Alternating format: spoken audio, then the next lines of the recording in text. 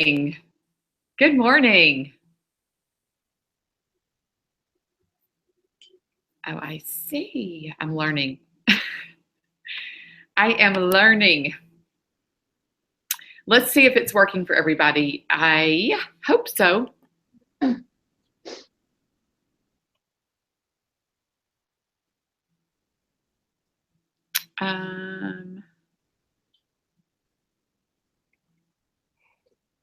Okay, it's working because we have viewers. So, Yay! I'm so excited.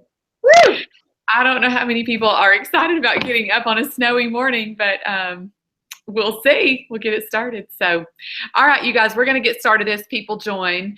I am just going to give you a couple of housekeeping things about the retreat. So sorry that everything had to get rescheduled and start over, but I think it's going to end up being even better in the next, 2 weeks. It'll give some of you that weren't able to get registered an opportunity to get registered. So here I am with no makeup, National Sales Director Cecilia James. I obviously could have put my makeup on, but I just thought I would be all natural for the snow this morning and let you guys see me in a different light today. So we're being casual. We're working from home. One of the beautiful perks and privileges of being a national sales director and owning your own business with Mary Kay, being an entrepreneur in every sense of the word, is being able to work from home. And there's Heidi in her beautiful national sales director suit. And I am in a Nike shirt and no makeup. So you have both ends of the spectrum here. She is on her way now to her January jumpstart. And for her national area, of course, we had to send her back. And she's not going to be able to come back live with us in 2 weeks. So we thought we would entertain you with her brilliance and wisdom and expertise this morning live on a Google Hangout. And so I want to read you her accolades so they'll know a little bit about you, Heidi. We did it at the director meeting, but let me just do it really quick and then we'll let you get started, okay? Awesome. Yeah. So Heidi became an independent beauty consultant in July of 1997. Hold on, I can't read this. It's on my phone. Okay. She was a teacher turned stay-at-home mom. From a $7 first party, she went on to earn the use of her first career card 10 months later. She debuted as an independent sales director November 1st, 1998, and as an independent national sales director on June 1st, 2012. As a sales director, she earned the use of 8 free cars, 6 of them being the prestigious pink Cadillac, and she's currently driving the 2016 pink Escalade. She's traveled to Greece, the south of Spain, Sweden, Maui 2 times, China, London, and Portugal, courtesy of Mary Kay. Heidi and her husband, Christopher, had an opportunity of a lifetime to take Christopher's parents to Paris, fulfilling a lifelong dream of her mother-in-law. She has earned numerous prizes, a 3.3 carat diamond ring, a trip for her husband and son to hunt in the Arctic Circle, trips to Disney World, Virginia Beach, and Alaska 4 times for her family. Her highest paycheck for 1 month has been in excess of $23,000. She had the honor and privilege of training the company's new national sales directors from across the world last spring. Her highest honor was when she was named December 2008 Miss Go Give for the Diamond Seminar. She's a Mary Kay millionaire with over $1 million in commissions. The Goelzer area has achieved the Gold Circle their first 2 years as an area, and their goal is to be in the inner circle by doubling the number of directors and in the process building offspring national areas. She's married to Christopher, a Lutheran pastor, and they have 4 children, Karis, who is 21, and the youngest sales director to debut in her national area, Nathaniel, who is 19, Anastasia, who is 14, and Gabriel, who is 7. She truly loves that God has given her the Mary Kay opportunity to help women grow spiritually, emotionally, and financially. And I know she is going to help you do all 3 of those things this morning. So consultants are here and with us for the next hour, and then we're just going to add directors for 2 hours. So welcome to Winter Retreat, the snow apocalypse that did not happen where I'm at anyway. But Heidi is back in her home in Wisconsin, in Oakfield, Wisconsin. And it's what, 4 degrees there? No. No. -4. -4 degrees there. -4. And 20 degrees where I'm at. So anyway, it's all yours, Heidi. Thanks so much for being with us. Thank you, Cecilia. Oh my goodness, James National Area. I'm so excited to be here. And like Cecilia talked about, it was crazy. It was crazy. I don't even know what day it is. It's Saturday, right? And on was it just Thursday that I flew into Atlanta? I flew into Atlanta on Thursday morning. Cecilia picked me up from the airport like at 9:20. We got to the director meeting like at 10 o'clock. We didn't miss any of it. It hadn't even started yet, which was so exciting. And then I started hearing all this talk about canceling the retreat. I'm like, really? Because I mean, I get it, you guys. I lived in Louisiana and San Antonio. So I understand that when you get freezing rain and sleet, it's like the city and the country, the roads are shut down because it's just not safe. And now I live in Oakfield, Wisconsin, where yes, it is -4 degrees today. Are you excited about that? Actually, when I was there on Thursday, it was beautiful weather. It was 56 degrees and sunny. And I told Cecilia, it is a 60-degree difference from when I left Wisconsin, because it was like -3 when I left, to being in Atlanta in the afternoon where it was sunny and 56. And you guys, we had a great time at the director meeting. So for those of you who were there, I'm so excited that you paid the price to be in the presence of powerful people, because it was fantastic. It was so fun to be in your space. I learned a lot. Cecilia, I'm taking that check challenge and I'm taking it to leadership. I'm going to do it with my sales directors right now next week. So I'm super excited about that. So you guys, it was worth it for me, even though I didn't get to be in many of your spaces. It was worth it for me for that hour and a half to 2.5 hours to be at that director meeting, because I learned so much. Every time we go to give, we get. Just so you know that. Every time you go to give, you always get. And then Cecilia and I, as you know, she's frantically trying to figure out what's going on, took me to the dry bar. So we got our hair done. Mine is all fluffy today because it's still from the dry bar, which is exciting. Just had to put a little more curl in it. And then we got to have coffee while she's communicating with each and every one of you. I haven't had more coffee in a day in a long time, Cecilia, than on that Thursday. We drank a lot of coffee. And then I got to meet her friend Nor, and we went out to dinner, a great Brazilian steakhouse. Oh my goodness. And then got to see her kids, Luke and Mallory, and play with all the diamonds. That was fun.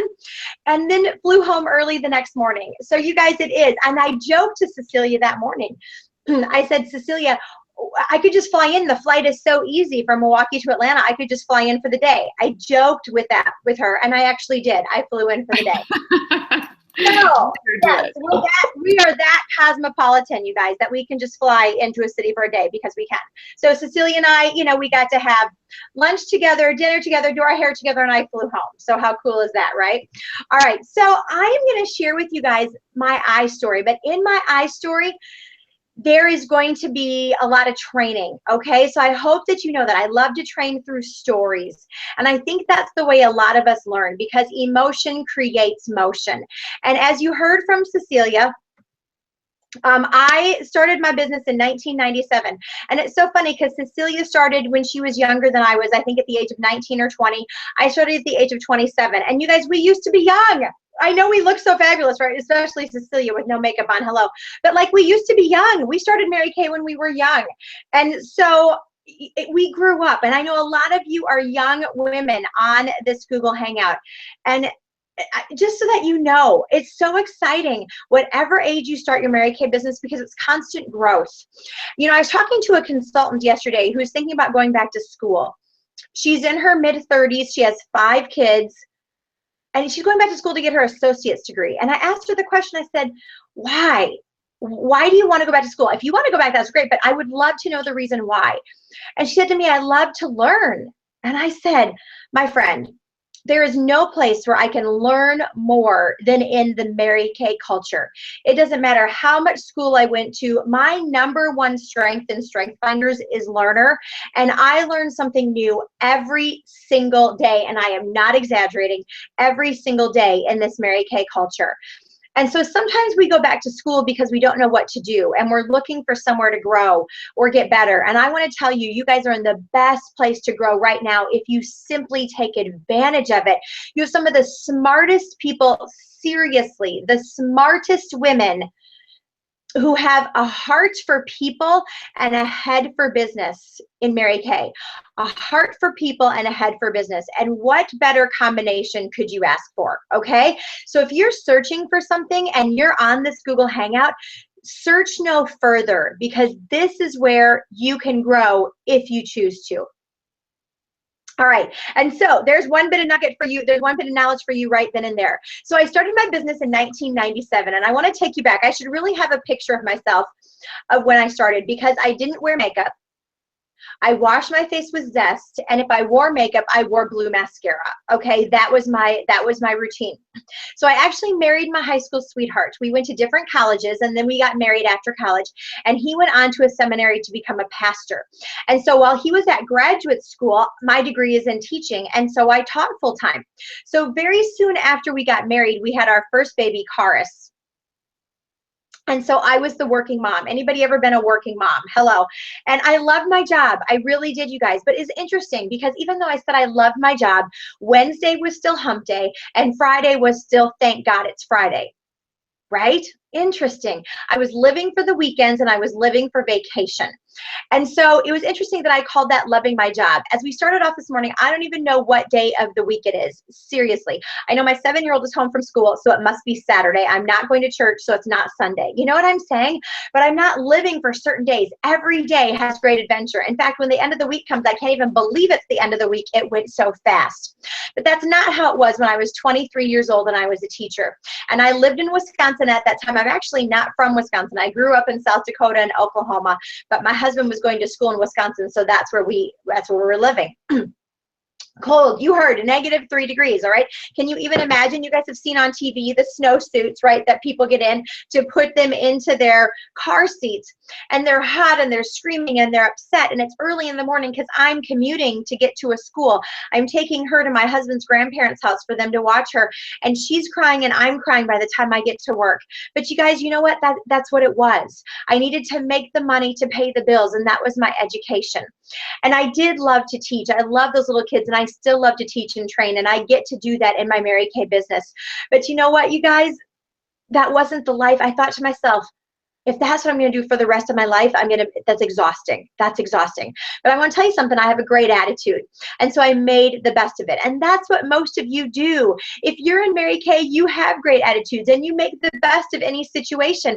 And so sometimes you think I'm going to settle for good enough just because you have a great attitude. And we don't know any better, right? That's what I was doing. I was settling for good enough because I didn't know what great was. I wasn't introduced to this Mary Kay culture. I wasn't introduced to this Mary Kay opportunity. So when my husband graduated from the seminary, I had been teaching, working, full-time, all that kind of stuff, being a mom. He got his first church in Louisiana. Well, if you guys have ever been to Wisconsin or Louisiana, you know that they are totally different, totally different. And so we moved to a whole new world. At that point, I was pregnant with baby number 2, Nathaniel, and we needed to make a decision. Was I going to stay home and lose that income, or was I going to find a teaching position and put 2 little children in daycare? Well, as we crunched the numbers, you guys, it really wasn't worth it with the salary that I was going to be making there to put 2 children into daycare and to not see them and not have the quality life that we wanted. And so I decided that I was going to stay home and I was going to retire at the age of 27. Who's excited about that? Oh my goodness. I was so excited to retire. I'm going to get up on a little bit here. I can't sit while I train very well. I might stand in just a second. But you guys, I was tired. Can anybody relate to that? At the age of 27, I was tired. I'd been working since I was a kid. I'm the oldest of 6 children from a pastor's family. So if you wanted anything, you needed to work for it, right? That started off with babysitting. That started off with paper routes. That then moved to working at McDonald's. My first job, I could be on those commercials, America's Best First Job. I then went to carrying out groceries in the heat of Tulsa, Oklahoma in the summertime, working in the morning at McDonald's, in the afternoon carrying out groceries. Then I got the cush job, loved it, of being a lifeguard, right? You guys, that was like the ultimate. But you guys, I'd been working. At the age of 27, I was tired. Can anybody relate to that? Tired. And so I was excited to stay home, but I didn't realize that. I didn't think that through. You know what I'm saying? When you're just excited to retire, you don't really always think that through. That at home, you're supposed to do something, like cook, clean, decorate, take care of things. You guys, I don't like to do any of that stuff. If any of you have been to Cecilia's home or to the training center, you know they're beautiful because she has the gift for making a beautiful home. I do not have that. In fact, all of that stuff makes me sad. I like to have a beautiful home, but I don't like to do it myself. I like to eat, but I don't like to cook. I like to have a clean home, but oh my goodness, it makes me sad to clean a toilet. It makes me sad. And so you guys, if that became my life and my number one strength is learner, and I had gotten out of an arena of learning, I was sad. I was sad.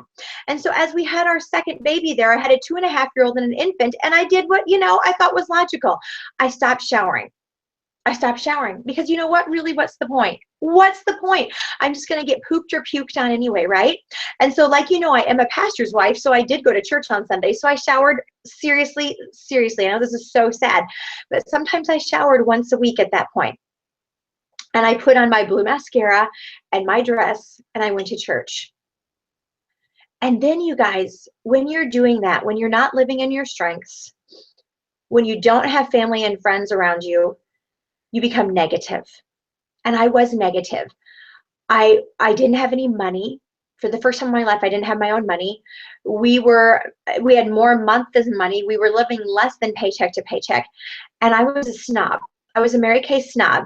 I had known about Mary Kay, but I thought they were women who wore too much makeup, had big hair, and had nothing better to do with their lives. So are you getting the picture of me when I started my Mary Kay business 19 years ago? Wow. So God intervened. And my husband and I went to a wedding in South Carolina. And at that wedding, I met a woman with 5 children under the age of 5. 5. And when you're not happy, who do you want to hang out with? People that you think are less happy than you are. So I saw her with her 5 crazy children, and I thought, that's who I'm going to go have a beer with, right? That woman, because her life must be worse than mine. And so I sat down with her at the reception. I asked her what she was doing with her life, thinking she'd say laundry, right? That we could commiserate together. I couldn't have been more wrong. She said to me, Heidi, I just earned my first free car in Mary Kay. And I looked at her and I said, shut up. I couldn't believe it, right? She didn't have big hair. She didn't wear too much makeup. She was educated. She had a degree in education. Her husband was a pastor who worked a very busy, large congregation, who was never home. She had 5 million kids under the age of 5, and she earned a car in Mary Kay. What I want you to hear from me, my friends, is a couple things today. Is a goal with a deadline changes lives. A goal with a deadline changes lives, because not only had she earned her car in Mary Kay, but right now she was in DIQ. And I was sitting next to her, and I had skin. It didn't matter how good the skin was. In fact, I had bad skin. I had acne. I washed my face with Zest, thinking that I would dry out my skin, not knowing, of course, right, that it would create my oil glands to become even more active to create more acne. I didn't know any of that. So I had bad skin. I was negative. And yet she talked to me, you guys. And why did she talk to me? Because she was in DIQ.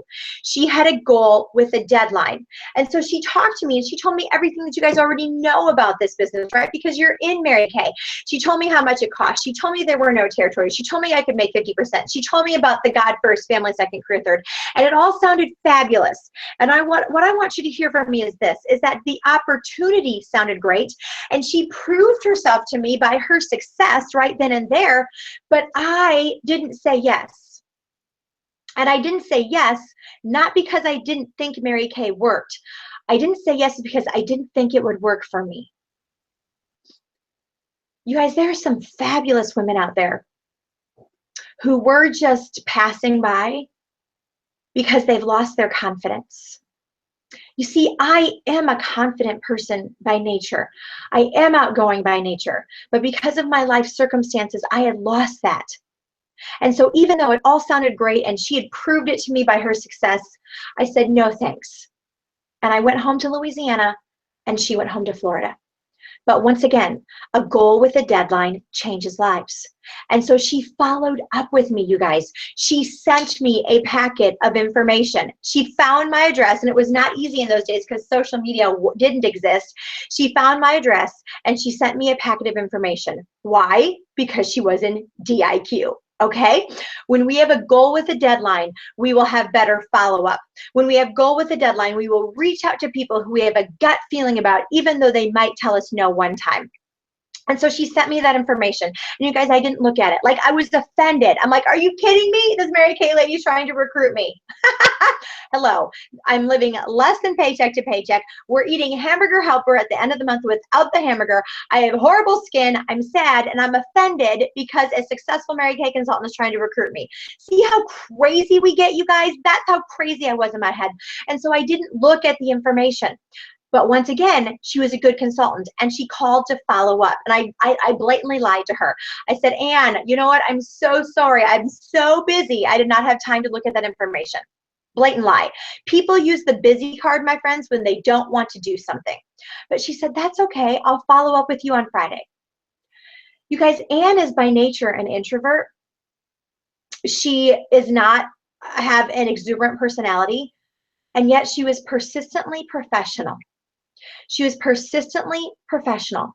And so she said, I'm going to call you on Friday. She didn't give me anything. I want to tell you this. She didn't bribe me to look at the information. She didn't offer me a free mascara or a lip gloss to listen or anything like that. She just followed up. And so that Friday morning, I am freaking out because I know that Anna's going to follow up with me. Are you a woman of your word? Do you follow up when you say you are going to follow up? I bet she was scared, right? We're all nervous to follow up with somebody, but she did it. And that morning, I was freaking out because I hadn't looked at the information. And so I said to my husband, Christopher, this Mary Kay lady is going to call me, and I have not even looked at the information or listened to the tape that's in there. She had sent me a tape. And he said, Heidi, well, here's an idea. Why don't you listen to the tape and fold some laundry while you're listening to the tape? I can tell you this for sure. I did listen to the tape, but I did not fold the laundry. In fact, to this day, my husband has done the laundry. So here's a free tip for you this morning. If you leave the laundry long enough, somebody else will do it, okay? So that was a banner day in my house just for that reason alone. But I listened to the tape. And on that tape, you guys, it was a choices tape by National Sales Director Linda Chupin. And it struck a chord with me because I could relate to her. You see, she was a teacher by profession as well. And she said that while working full-time as a teacher, by holding 2 parties a week consistently, she made more in her Mary Kay business in 1 year than she did in her teaching job. And you guys, you see, I didn't want to go back. I knew I didn't want to go back to teaching. I knew I didn't want to go back to a full-time job or even a part-time job where I would make minimum wage and have to put my children into daycare. I knew I didn't want that lifestyle, but I knew I was looking for something. And so in the follow-up, you guys, I still didn't say yes. Are you hearing me on this? I was very hard to recruit. So she followed up with me and I gave her every objection that you've ever heard. I said, I don't have any money. And you know what she said to me? You guys, she didn't figure out how for me to get $100. She asked me questions. You see, guys, are you listening to the people that you're interviewing?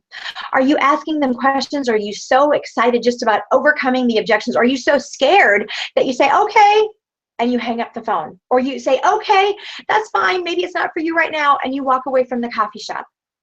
You see, she didn't do that. She asked me questions. She listened to me and asked me questions. She wasn't a sales director.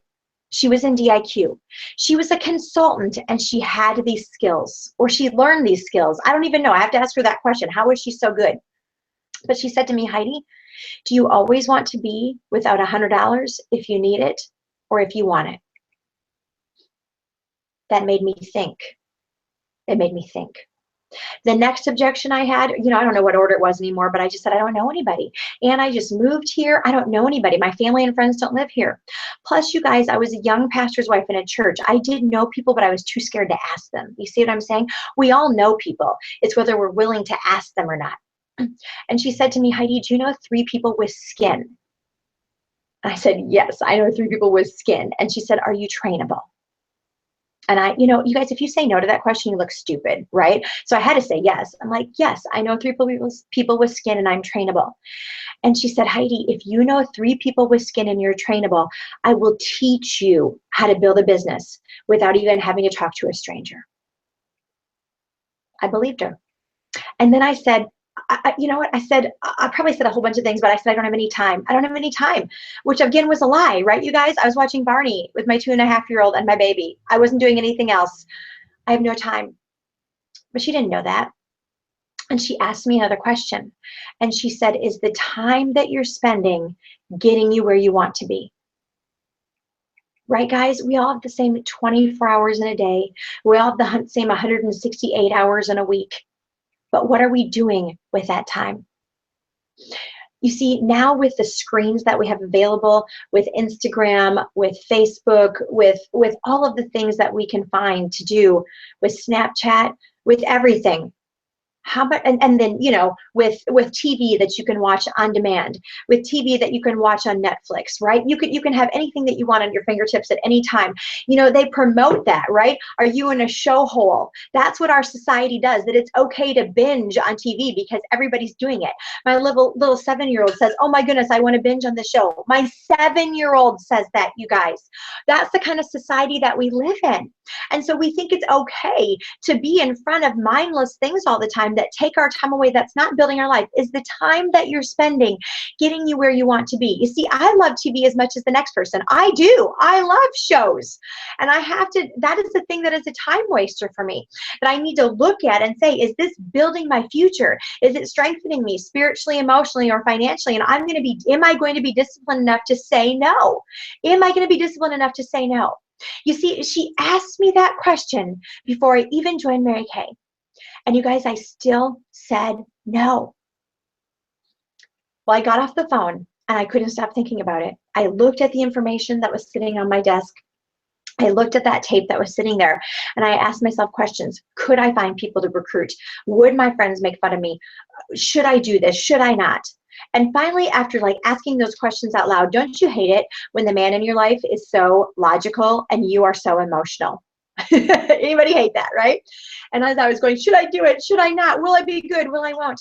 My husband had looked at the information. He said, Heidi, I don't know if you're gonna be good or not. And probably not, because you don't even know how to wear makeup. Seriously. But for $100, even if you don't sell a dime, you, your mom, and your sisters can look twice as good at half the price. It wasn't that big of a deal. It wasn't where I was going to go to college. It wasn't who I was going to marry. It wasn't if I was going to move somewhere different. It was $100 decision. You guys, are you breaking that down for a person when you're talking to them? And I'm not saying to sign people up for personal use. That's not anything that Ann ever said to me. But it took away my fear that even if you don't sell a dime, you, your mom, and your sisters can look twice as good at half the price. But you'll never know unless you try. You'll never know unless you try. And so you guys, finally, I called in back and I borrowed the $100 from my mom. My mom to this day still thinks she's responsible for the success of Mary Kay and our family, and she is. I borrowed the $100 from mom and I got started. But here's what I want to tell you. Even though I used the $100 as an objection to not starting my Mary Kay business, and even though I didn't have $100 in my checking account, you guys, Ann still talked to me about inventory. She did not shy away from that. She didn't think, oh my goodness, she had to find $100 from her mom to get started. How's she going to do inventory? No, she gave me the information and she allowed me to decide what I was going to do with it. You guys, I didn't have money in my bank account, but I did have money in my savings account that my grandma had left me after she had died a few months earlier. Hello, I didn't even think about that. I'm a very person who saves money. I didn't think about using that until my husband listened to the inventory information, because I wasn't going to do it. It freaked me out, okay?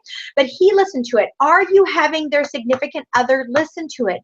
By nature, and this is not true for everybody, by nature though, women are more emotional about money than men. And so my husband needed to listen to the information, and he said to me, he said, Heidi, Mary Kay is taking a 90% risk on you. We're only taking a 10% risk, and I can risk 10% on you.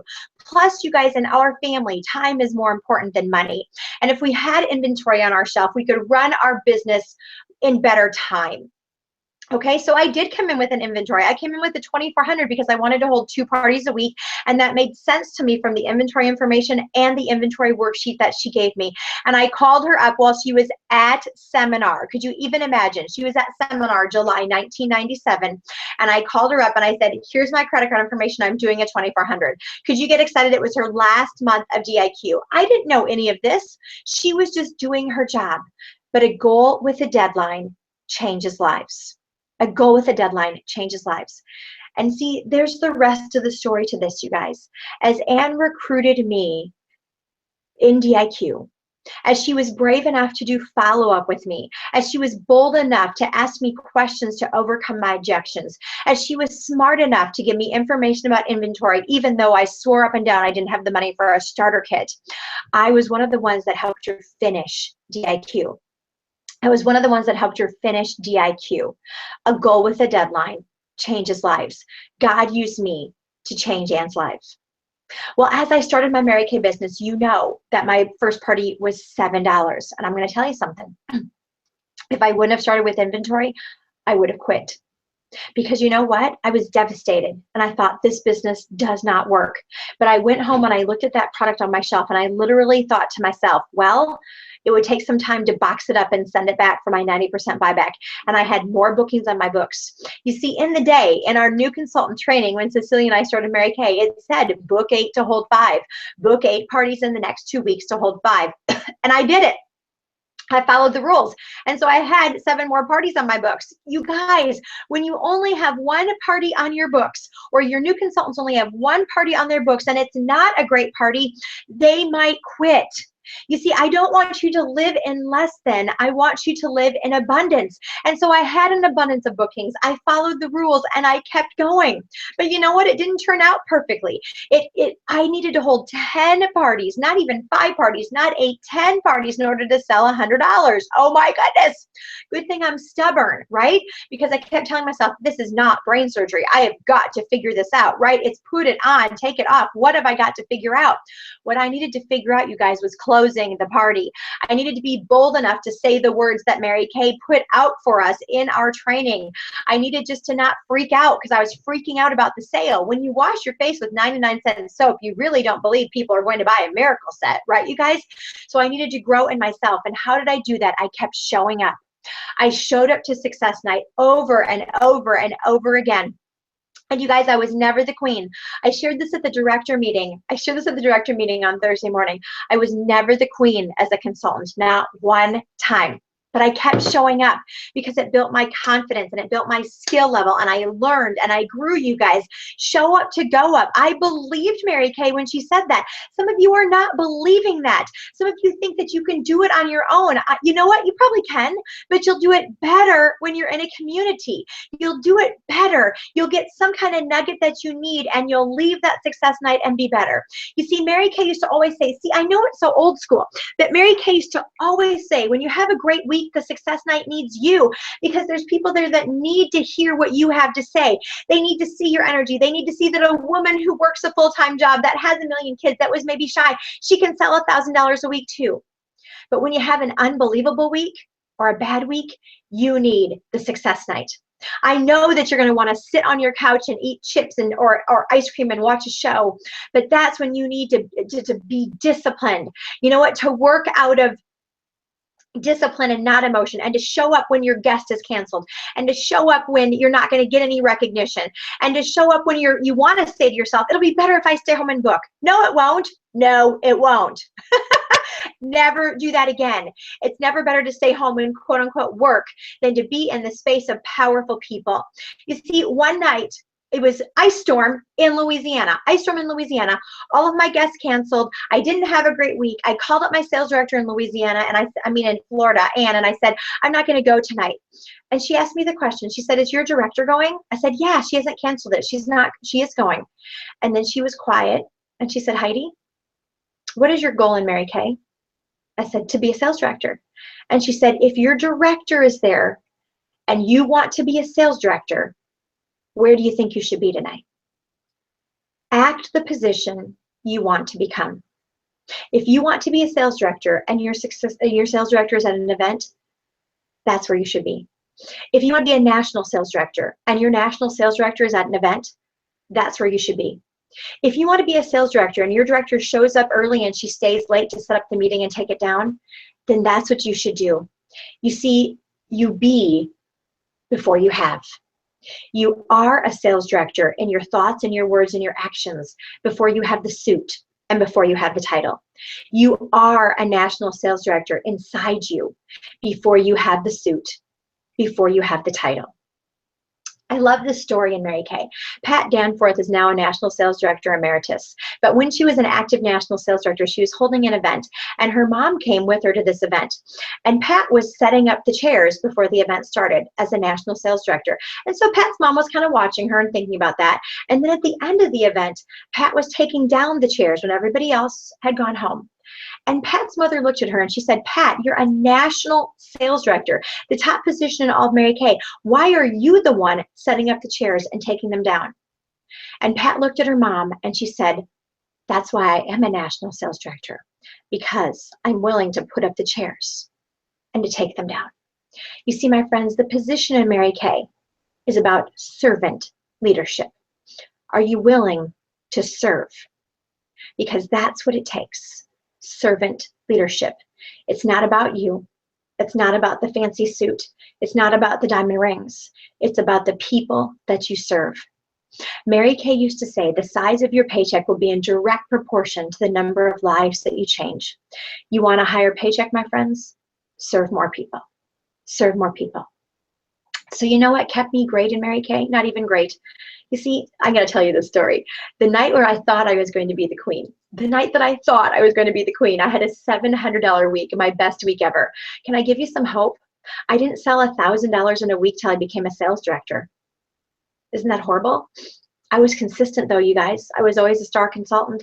I always sold 300 or higher, but I didn't sell $1,000 a week until I was a sales director. But the week I sold 700, I did my hair fancy. I knew I was going to have the crown. And I walked into my success night. I don't even think I was in my red jacket yet. I was so excited, and I knew I was going to be the queen. And there was this other consultant that I'd never met before. And I said hi, and I was kind to her and everything. And then we were doing the count up, and it's 300, I'm still standing, 400, I'm still standing, 500, I'm still standing. And so is this other chick. She's still standing too. 600, we're both still standing. 700, we're both still standing. I'm starting to freak out a little bit because I think my week was like 767. 800, I sit down, and this other person is still standing. Seriously, you guys, I'm not kidding you. This woman from Timbuktu, Louisiana, who had never been there before and who never showed up again, was the queen. Like, she stole my crown. Sometimes I think she was an angel, that God sent her there to keep me humble, that God sent her there that could be my story, that I was never the queen as a consultant. I was never the queen as a director. In fact, in my national area, I missed being the queen of our national area one seminar year by a 200 wholesale. Can you believe it? I was never the queen on the seminar stage. I was never $1 million director. But you guys, you don't have to be the queen to be successful in Mary Kay. You just need to be the best version of you. That's what you get to be. The best version of you. Not of Cecilia, not of your director, not of me, you. You see, God has given you gifts and abilities that he hasn't given to anybody else. And so use them. You are unique and you are enough. Are you willing to work every day to wake up and say, today I'm going to work at being the best version of myself? Because my friends, that is enough. That is enough. And as I was growing in myself, as I was growing as a consultant, as I was growing in my full circle skills, I was growing in my confidence, it was time for career conference.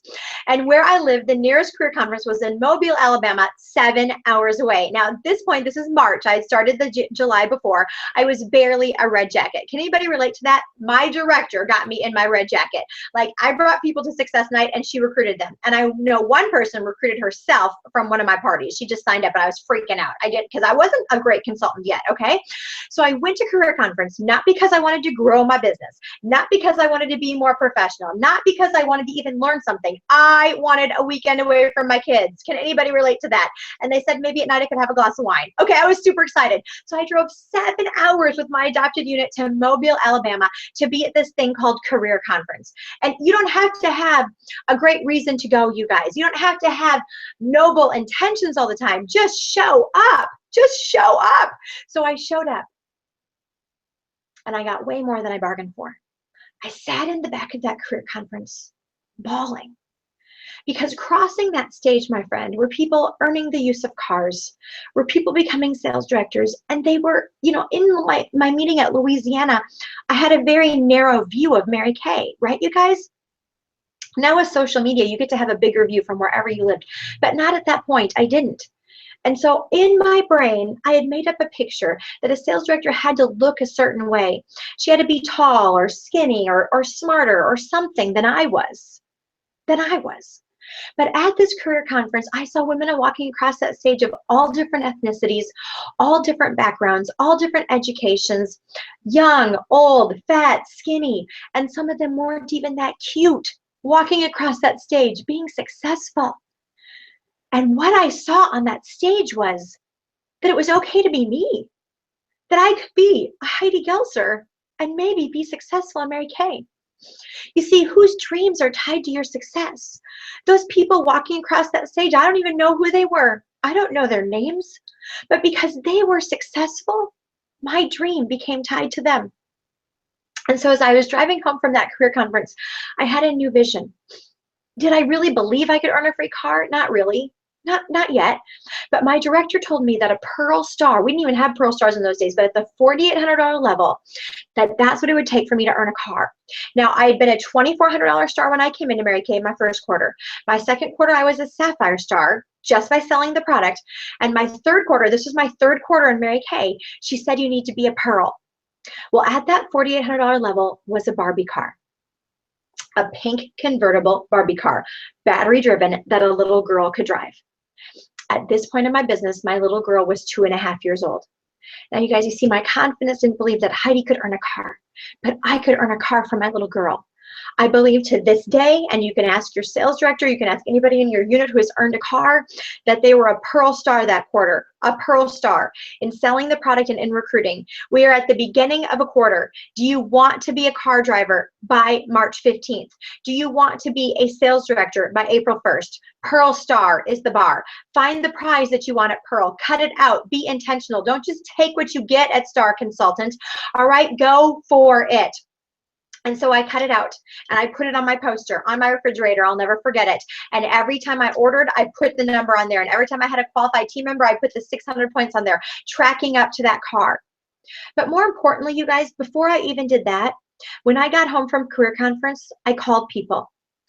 You see, I was changed. I called people, and within 1 week, I had 4 new consultants on my team. You see, let's figure this out. August, September, October, November, December, January, February, March. In 8 months, my director had recruited 3 people for me. 8 months. In 1 week, coming home from that career conference, I, myself, recruited 4 people. What had changed? Was there a $75 starter kit in the month of April? No. Was there a new product that came out in the month of April? No. Was there a signing bonus in the month of April? No. You see, nothing in the world of Mary Kay changed except me, except my 6 inches between my ears. That's what changed, you guys. You see, you could be on this Google Hangout today. Don't wait for your retreat the 20th and 21st. Already be on target for your car by that point, you guys, because that's how fast things can change. You see, I didn't show them an awesome video of Gloria Mayfield Banks. I didn't get them on a marketing call. No, I called them. Little red jacket Heidi Goelzer called people in her life that she wanted to be on her team. I called my 3 sisters who I was intimidated by and my best customer. And they said yes. I didn't need fancy words. I didn't know how to do anything. I just called them up and I said, I went to this career conference. This business is for real. I believe in it. Come do Mary Kay with me. My passion sold them, you guys, not your national sales director, not your director. You are going to sell them on this opportunity because they know you and they believe you. And I don't care. You don't have to have already been successful. You don't have to have already been successful in Mary Kay. You see, it is not the Cecilia James opportunity. It is not the Heidi Goelzer opportunity. It is the Mary Kay opportunity. It is the Mary Kay opportunity. It doesn't matter what I've done with it yet. It matters what someone could do with it. And that's what I saw. You see, before I had been afraid to recruit because I hadn't been as successful as I wanted to be, right?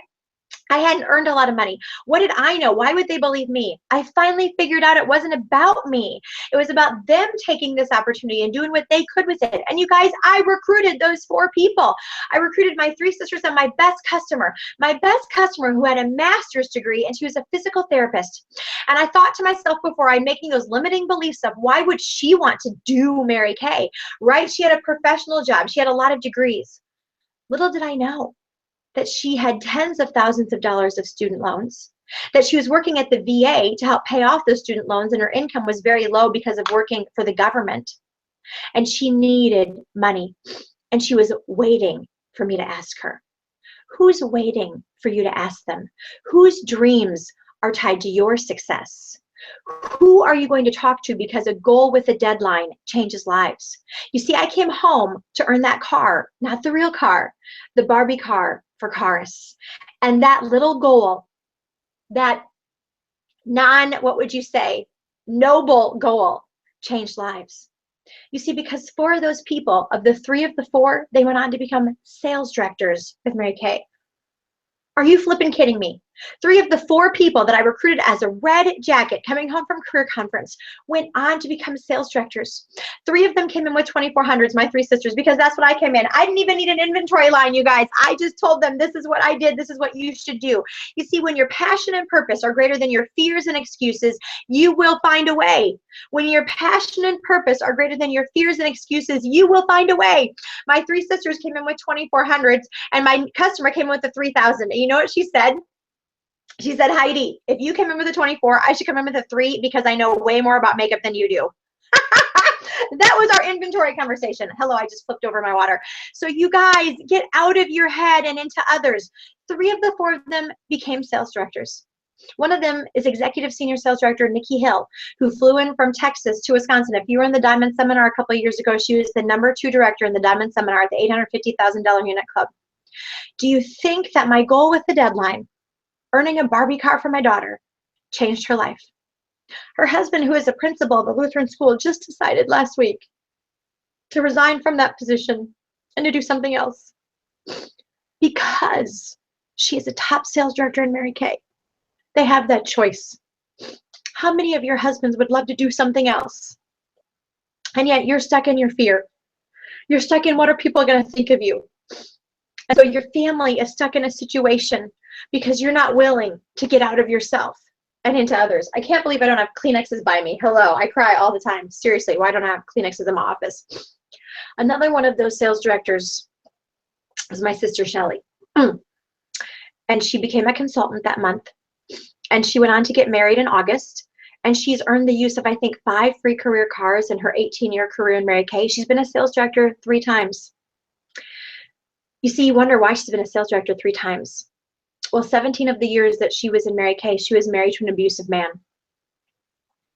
And so Mary Kay was her safe place. But she couldn't sustain directorship because of the emotional craziness that she lived in, right? So she would be in, she would be out. He moved them to Virginia Beach, away from the Midwest, about 12 years ago, to keep her isolated, to keep the family isolated. But out there, you guys, she created a Mary Kay family. She created a Mary Kay family. And when she was finally ready, to leave this man who had emotionally, physically abused her for years, it was her Mary Kay family out there who helped her leave. They took her and her children to the airport to get on a plane to come to Wisconsin. And on the way, when they were flying out of Virginia Beach, their layover was in Philadelphia. And in Philadelphia, my little niece Ellie got sick. She was throwing up, so they wouldn't let her on the plane. They took him to Children's Hospital. They were in a town where they didn't know anybody, running for their lives. And they were stuck in a hospital in Philadelphia, not able to get back to Wisconsin, to where my family is. What did I do? I called a sales director out there, a sales director that I don't know personally. She was giving me referrals. She's one of Stacey James' Offspring directors. She was at a party about an hour away from the hospital that night. And we reached out to her and she said, of course, I'll go see them. So she went to the hospital. She brought them food. She gave them money. She sat with them. She came back the next morning as Shelly is in an emotional state. She helped them check out of the hospital. She drove them. She didn't put them in a cab. She drove them to the airport to get them on the plane to Wisconsin. You see, you guys, I didn't know 18 years ago that Shelly being a part of Mary Kay would not just change her life, it would literally save her life. And then when she went back, because she had to go back, we had a nasty custody hearing. That Mary Kay family helped her find an apartment. That Mary Kay family gave her gift cards to stock her shelves with food. That Mary Kay family was with her at every single court hearing. Whether me or my family could be there or not, they were always there with her. That Mary Kay family saved her life. And when we won that when we won that custody battle, it cost me over $20,000 for lawyer fees. But God had blessed me by being a national sales director to be able to pay for that. Now Shelly and her girls have been living in Wisconsin for a year. They moved here a year ago on December 24th, New Year, Christmas Eve. And now she's got a job here. And her 2 children are going to Christian schools. She's happy. She's healthy. She's a team leader in Mary Kay. She's at the January Jumpstart this morning. She has choices in your life whose dreams are tied to your success. A goal with a deadline, even a goal of a pearl star, could change lives, you guys. Even a goal with a pearl star can change lives. And so you know what? I did earn a car, and I went on to become a sales director. And there were great things that happened in between and not so great things that happened in between, right, you guys? As you watch the people on the stage, as you see your sales director in front of you, as you go to seminar, as you go to retreat, you might make up stories in your head about people because you're not where you want to be. It's like, oh yeah, she's successful because her husband is more supportive. She's successful because she doesn't have as many kids as I do. She's successful because she has an outgoing personality. My friend, there's always a backstory. When you see the person and hear their accolades, there's always a backstory. Know that everybody has life. So please stop judging why they're successful and you're not, and just go out there and be the best version of you. Stop looking to the left, stop looking to the right, stop comparing yourself, and just be you. And I understand that's one of the hardest things to be in Mary Kay and in this world is to be you. And it's a struggle and it's a process, but I'm going to encourage you to continue doing that. You guys, I'm gonna close up. There's so many parts of my story that I could share with you. 19 years in Mary Kay. There's so many lessons to be learned. But I'm going to tell you some of the rest of the stories. Okay? As you heard from Cecilia, I went on. God bless me to earn a Cadillac and to become a top director and to go on trips around the world as a sales director.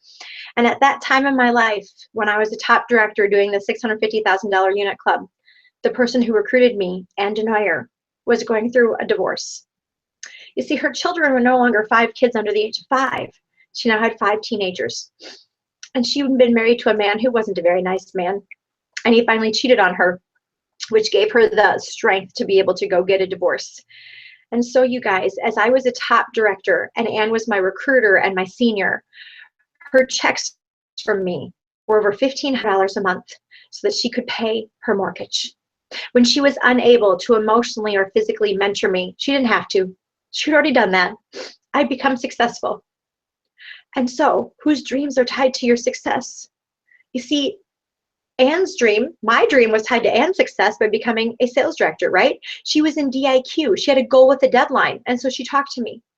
But little did I know that God was going to use me as I helped her finish DIQ. And she gave me this amazing opportunity. Those paychecks were going to help support her and her family. You see, you guys, when you finish a goal, when you go for a goal, you have no idea the ramifications that it's going to have years down the line, days down the line. You have no idea, but God knows. And you guys, so that's the rest of the story with that one. You heard about Shelly, you heard about Ann. Isn't that just amazing? I'm going to take you back, though, to DIQ, because I know that we have consultants on this line who want to be sales directors. And I'm going to tell you something. My DIQ is not pretty. It was not pretty. I went on target for my car in like a week, right? If you add that up, you guys, that's like $11,000 in production I did in a week that I came home from that career conference. Get excited about that. Directors, get excited about that, okay? One new thought can change your life. Okay, it changed mine.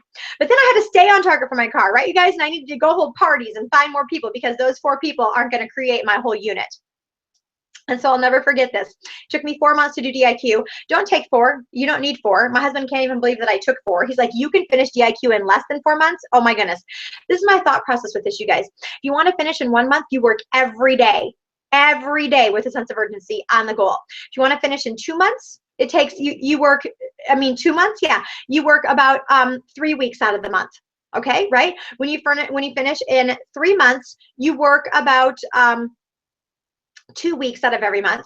And when you finish in 4 months, you work the last week of every month. Isn't that a true statement, directors? I mean, hello, that's what I did. I worked really hard the last week of every month, and that's why I finished in 4 months.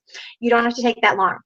But in my 4th month of DIQ, my in-laws actually came to visit from Wisconsin.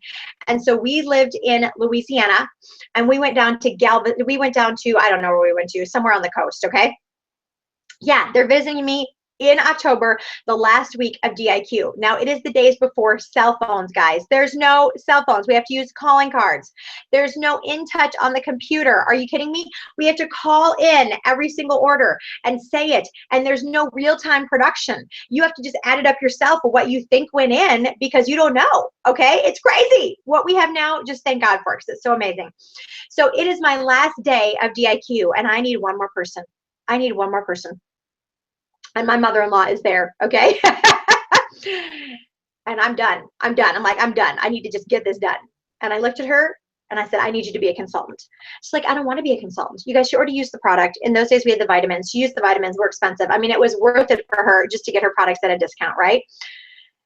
And I said to her, if you ever want to see your grandchildren again, I need your social security number and your credit card right now. And my husband looked at her and he's like, I think she's serious. And so unwillingly, my mother-in-law became my number 30. What I want to tell you is this, my friends. Sometimes people have the story, I'm going to do it the right way. And they would say that signing your mother-in-law for your number 30 is not your right way.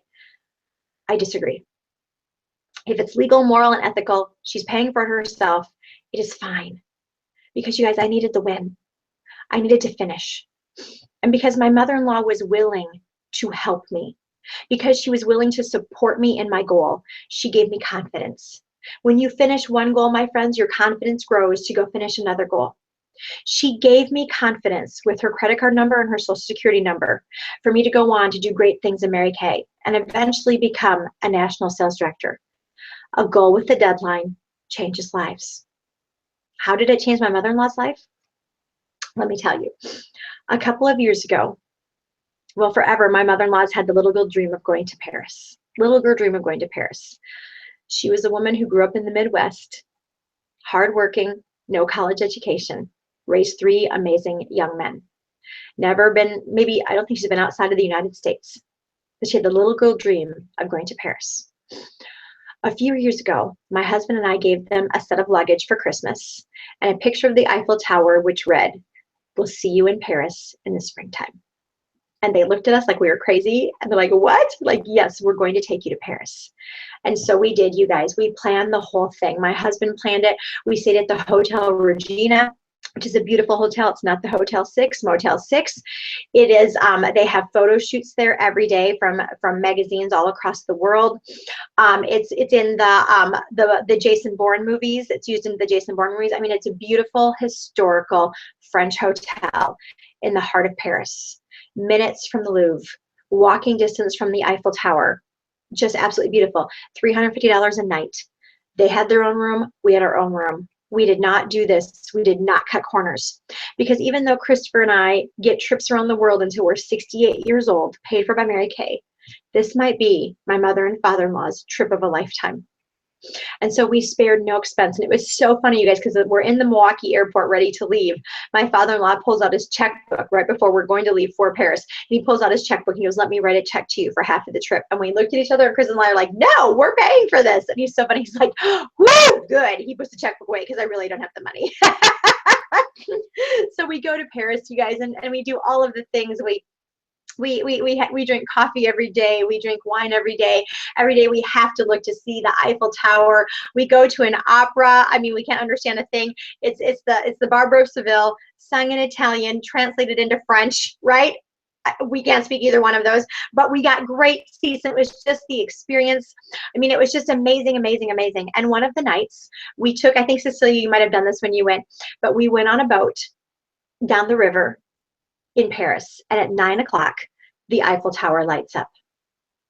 And we're on this boat, the river boat, and all of a sudden I hear sobbing behind me.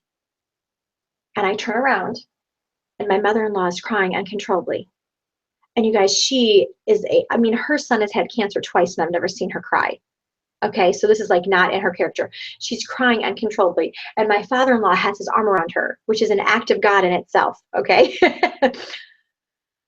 And he looks at me and he said, they're happy tears.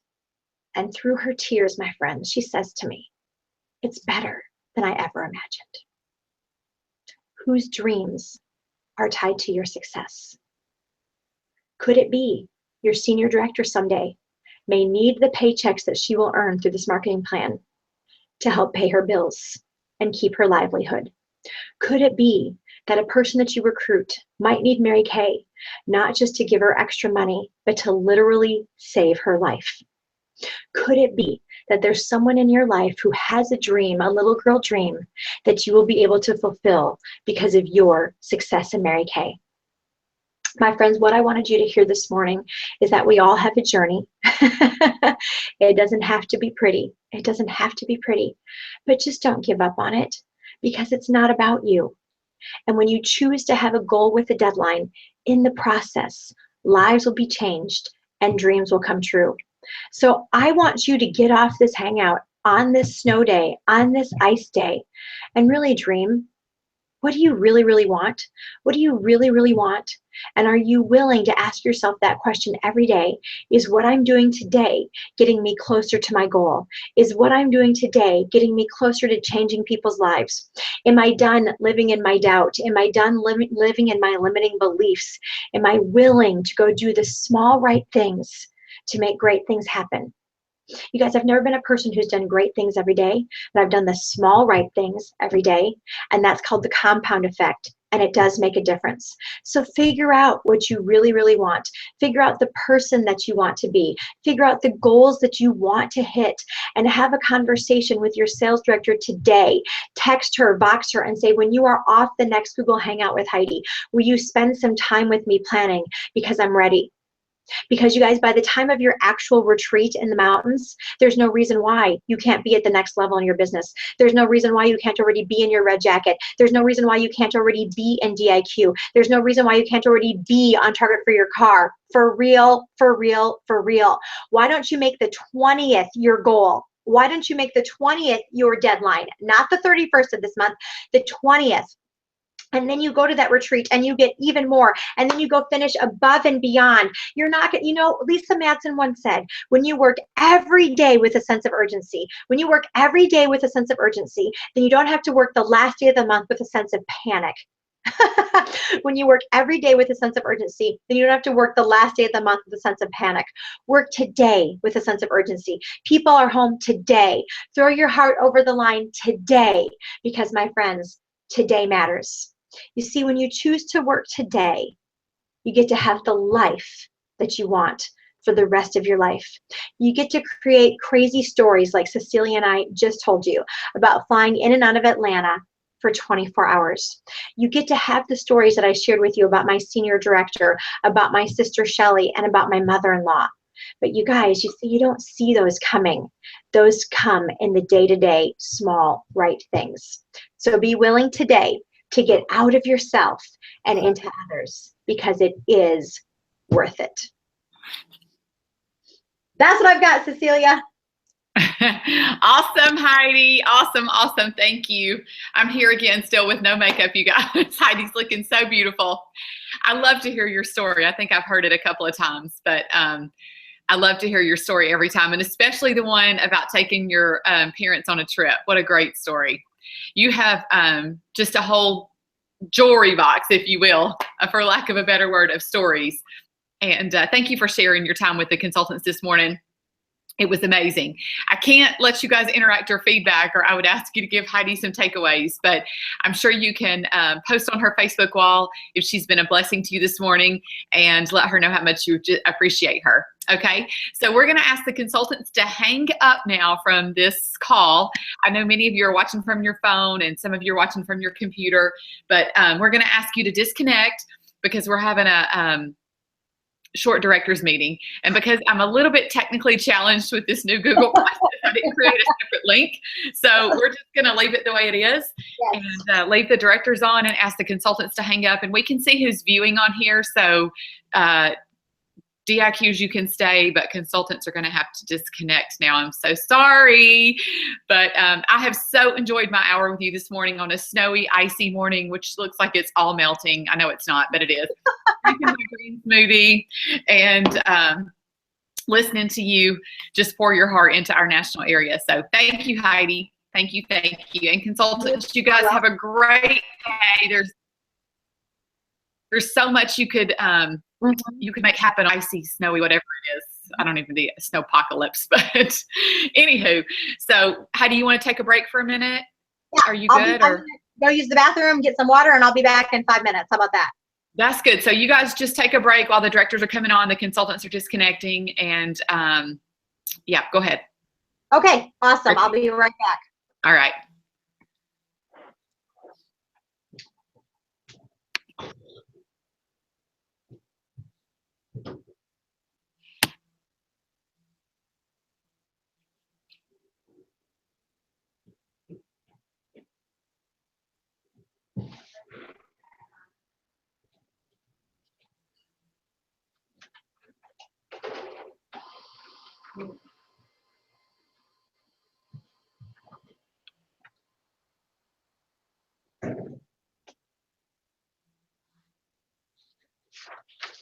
Oh, I can't find my paper that I actually want for this one. Used to dial all those numbers. Yep.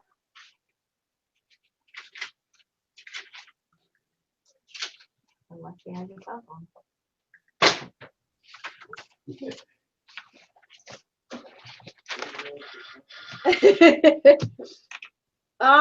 Where is my piece of paper that I want?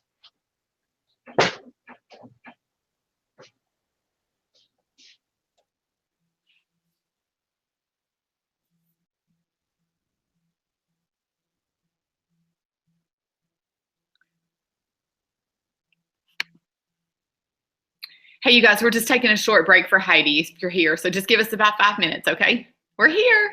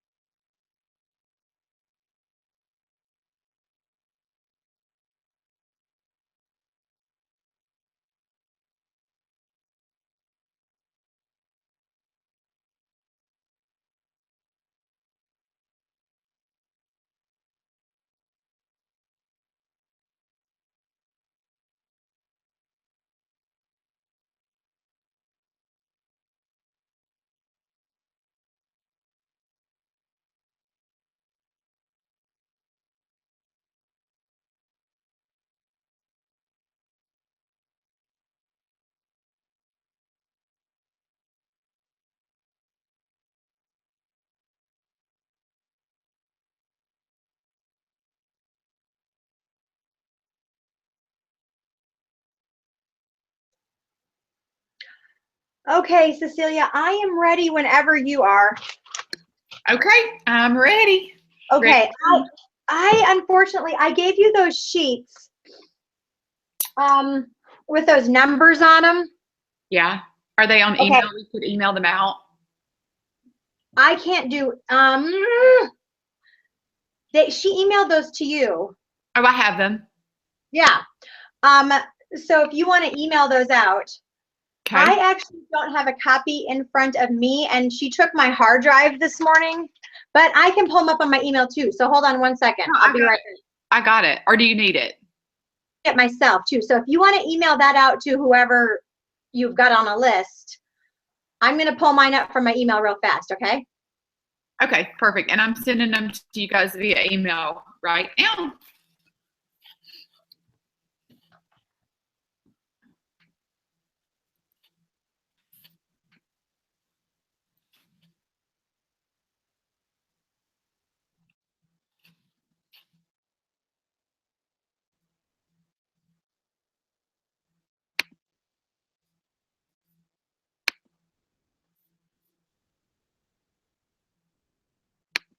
Okay, you should have everything by now. So anyway, we will wait for her to come back and get started. How do y'all like doing Google Hangouts with no makeup and ice and snow at home?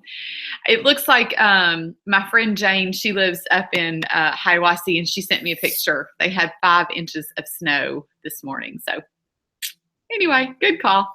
Good call.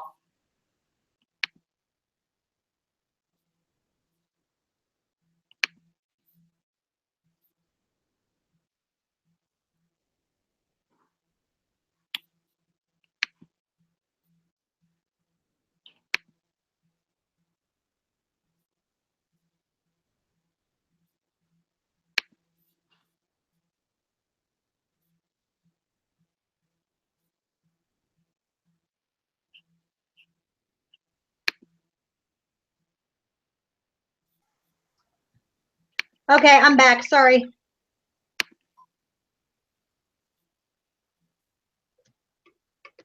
Can you hear me? Hold on. Hello? I can hear you. I just can't see you. Okay, good. You're good. Okay. All right. Okay. I'm just gonna go with it. If I can find them, I'll find them. If not, I'll just use them in a Would it second. help if I emailed it to you? Yes. Email it to me. Just email it to me at Heidi Goelzer at Hotmail, and then I can just pull it up right on my phone. Okay. Fabulous. Thank you. Okay, directors, I'm super excited. I hope we still got people on the line. Are there still people here, Cecilia? Yes, they are. Awesome. Well, good Saturday morning to each and every one of you. Woo! Okay, so let's see. At the director meeting on a Thursday, we talked about a little bit about my, director eye story, right, you guys? And I know a lot of you weren't there for that. I'm going to tell you a little bit about that because it's going to pertain to our training today. And so I want to take you back to, I had become a sales director, okay? And I'm going to shut my door. Hold on one second.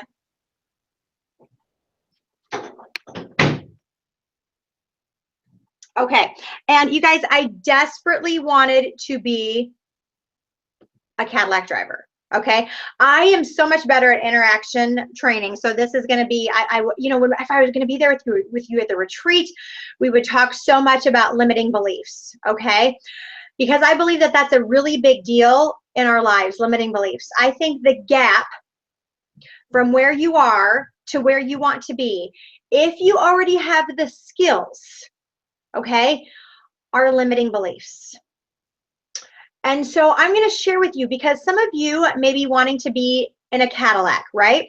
So I'm going to talk about 2 different levels in Mary Kay today. National Executive Senior National Sales Director Leah Carta says that there are 2 steps to national. Step 1, Cadillac. Step 2, Executive Senior. Okay, and so I believe probably if you're like the rest of the company, the majority of us on this hangout are not yet executive senior sales directors. Okay, a couple of you might be, but most of you are not, right? Because that's just the minority in our company. Now, a lot of us know we want to be a national sales director, right? I asked the question at the director meeting. I said, if I could snap my fingers, who would want to be a national sales director? And 100% of the room raised their hand. And we got to dream a little bit, which was fun, right? It was so fun. And do this with your consultants, you guys. Ask them, if I could snap my fingers, who in this room would want to be a sales director? And then you ask them the question, what do you think the best part about being a sales director would be? And as we asked that question on Thursday, what do you think the best part about being a national sales director would be?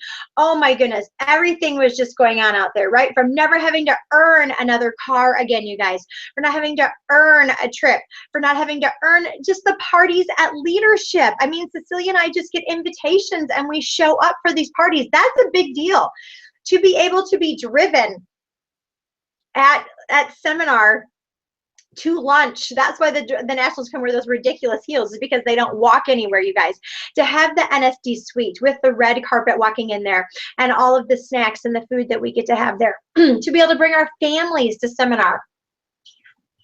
So fun. Last year, my husband came with me, but the year before, I brought my son and my 13-year-old daughter with me, and they got to be in this space of people. You can have 3 guests to seminar as a national sales director. Just different things, you guys. Do you know that when you retire as a national, you get deeded your last car? And if you don't want it to be pink, you can get a different color Cadillac if you want it. Some nationals get black Cadillacs when they retire. Oh my goodness, you know? Those are all just the perks. The family security program. Cecilia and I will be nationals now. We're going into our 5th year. At 5 years, you're fully vested. And so if anything would happen to you or your family, they would get your family or your spouse would get a percentage of whatever you have made in the last 5 years, you guys. That's security. And I want to tell you something. Some of you might try to be talking yourself out of becoming a national sales director because you can make more money as a director, you think, I don't know, or you're making enough money. But you see, my national sales director, Joanne Cunnington, actually died at the age of 67, 2 years after she retired from being a national. 2 years. She'd been unhealthy for a long time. Her 2 children will be receiving, I figured, about $15,000 a month from when she died for 13 years from Mary Kay. You guys, you don't get that as a top director, okay? You don't have that family security program. And Joanne was a top director. She was $1 million director, queen of the Emerald Seminar for 7 years in a row. She was like the Kristen Sharp of her time, okay? The Lisa Madsen of her time.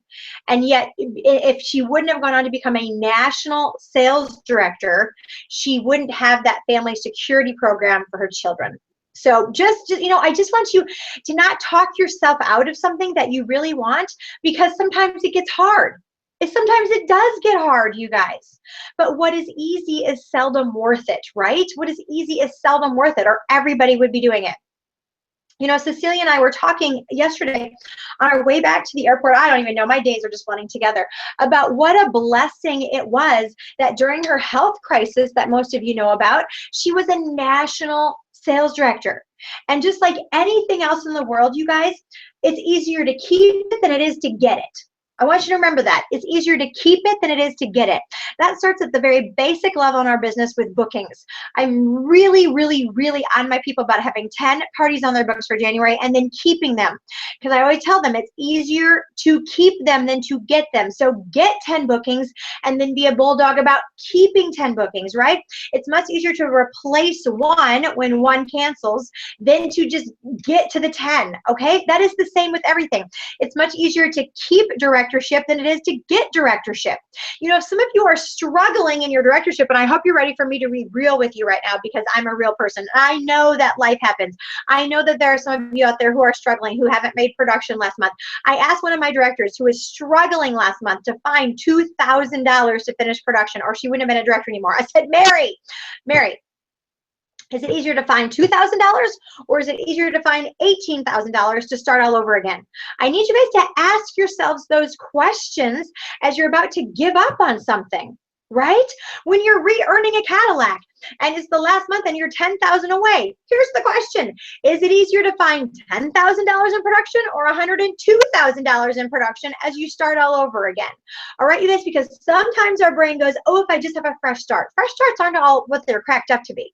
Okay, they're not, because you got to start from ground zero. Sometimes it's easier to keep, most of the time it's easier to keep what you have than to get it. Okay, keep that in your brain. And you can use that as you're coaching people. You use that as you coach yourself. All right.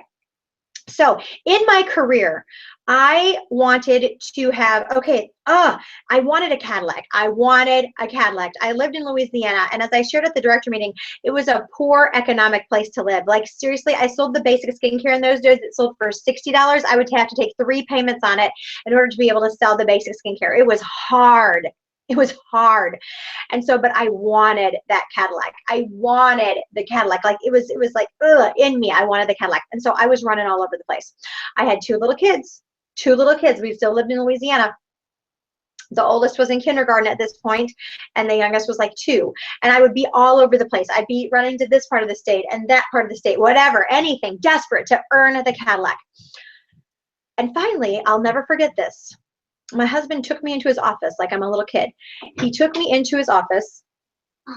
Hi, Gabe. You want to say hi, but then you got to go because I'm doing this Google Hangout. Okay. After you're done, can I play next to your game? Yes. Okay, goodbye. See ya. Shut the door. Okay. Okay. All right, that was Gabe Goelzer, my bonus baby. So anyway, I wanted the Cadillac, and I was running all over the place, you guys. I was not running by a weekly plan sheet. I was not telling Christopher what I was doing. I was just like, screw it. I'm just going to go do what I'm going to do because I'm going to earn the Cadillac, right? And he sat me down in his office, and he said to me, Heidi, I did not sign up for this. You guys, you see, when we were dating in high school, he didn't want to be a pastor. That was not his dream. His dream, first of all, was to play baseball for the Milwaukee Brewers. And then if that didn't work out, he's going to be a lawyer. Okay, but I wanted to marry a pastor. I'm a pastor's daughter. I must have had a great life or something as a kid, and I wanted to marry a pastor, and he wanted to marry me. So you guys, he literally went to school to become a pastor for me. And he figured, if it doesn't work, if I fail something, you know, God will give me a sign that I'm not supposed to be a pastor. But it never happened. He just kept passing and doing a good job. And so to this day, he's a pastor. He's an introvert by nature. He's very good with people one-on-one. He's a great preacher. You know, God knew this is where he was supposed to be, but it wouldn't have been his choice. He did it for me. And as he sat me down, he said, Heidi, this is not what I signed up for. We were supposed to be in this together. We were supposed to be a team. A team. I want to write that down. A team. And he said, you're out there preaching God first, family second, career third, but you are for sure not living it. And he said, I want you to earn a Cadillac too, if that's what you want to do, but it can't be like this. And so we agreed that I would work 20 hours a week to earn a Cadillac, 20 hours a week to earn a Cadillac. If I could earn a Cadillac in 20 hours a week. If I couldn't, I couldn't. But that was the number that we agreed on that I would give to my business was 20 hours a week. And I promised that I would do a weekly plan sheet and that I would track it and that I would communicate and that I would have certain days that I would work. Not every day of the week. There would be certain days that I would work. And you guys, the schedule does not look like it's a schedule that everybody would love, right? I would work on Friday nights. I actually loved Friday night parties. And don't take this to say this is when you should work. A lot of times people ask people their schedules, and I actually hate that because everybody's lives are different. Everybody's priorities are different. Everybody's things that are important to them are different. And so one person's schedule is not going to match your schedule. But I'm telling you this because it's a bizarre schedule, okay? And I had to get over what other people thought about that schedule. I worked Monday nights at my success night. So he did not have meetings on Mondays. So he chose not to have meetings on Monday nights. So he would be home with the kids on Mondays. If he did have to have an appointment, then he would find the child care. Okay, so that was our agreement. I would work Tuesday, Wednesday, and Thursday, you know, from the home. I would do phone calls from the home or whatever. But I would have appointments outside of the home on Friday nights and Sunday afternoons. Now, I know that sounds crazy, but that worked for us because Christopher didn't have church meetings on Friday nights. And on Saturdays, he wanted me to be home because that's the day that he really worked to get his sermon organized. And it was just more peaceful for my family if I weren't running around on Saturdays. And Sunday afternoons, he was home because he was done. He had done his preaching and his Bible class in the morning, and he would be relaxing at home in the afternoon so he could be with the kids. See? So that worked for us. And guys, it worked for my hostesses. I would just say, I work Friday nights or Sunday afternoons, which is better for you. That's it. Whenever you want to work. I know this is simple. I know this is elementary. I know you're looking for something, magical, but you guys, this business is not magical. Well, here we go. People will say that all the time, right? This business is not magical, it's mathematical. I think I need to change. I changed that. I say this business is first mathematical. It is first mathematical. It is first seeing enough faces, doing enough interviews, having the parties, working full circle. But then it becomes magical. It becomes magical. This business is absolutely magical. The lives that God allows us to change through the vehicle of Mary Kay, that's magic. But see, a lot of times we want the magic to happen before we do enough math. We want the magic to happen before the math. And the math must come first for the magic. See, I wanted the Cadillac, and I thought working more was going to get me the Cadillac. What I've come to learn in Mary Kay is that success in Mary Kay at every level, and I'm going to explain this to you, at every level does not take more time, it takes better focus. Does not take more time, it takes better focus. So asking yourself the question, if the Cadillac is your next goal, is what I'm doing today getting me closer to the Cadillac? See, as I was talking with my daughter, Karis, who is the director in Mary Kay, she just earned her premier level car last month. She was going to make a form for people to track everyday activities. And I just said to her, I said, is that making of that form getting you closer to earning the Cadillac by March 31st? No, then don't do it. It either gets delegated or it gets dumped. But that's the question to ask yourself, because I don't believe that you as directors in Mary Kay aren't hard workers. I believe that you are hard workers, but you're working on the wrong stuff. And then you're frustrated because you're working so hard, you're not making the money for your family, your husband is upset with you, you're sad, you're just going to go find another job. Okay? What if we focused and worked on the right things at the right time with the right people? What kind of difference would that make in your life and in your income? And so as I was kind of mandated that I could only work 20 hours a week, yet I wanted the Cadillac, I had to figure out how to do it. And so my prayer became, Lord, let the time that I spend away from my family be worth it.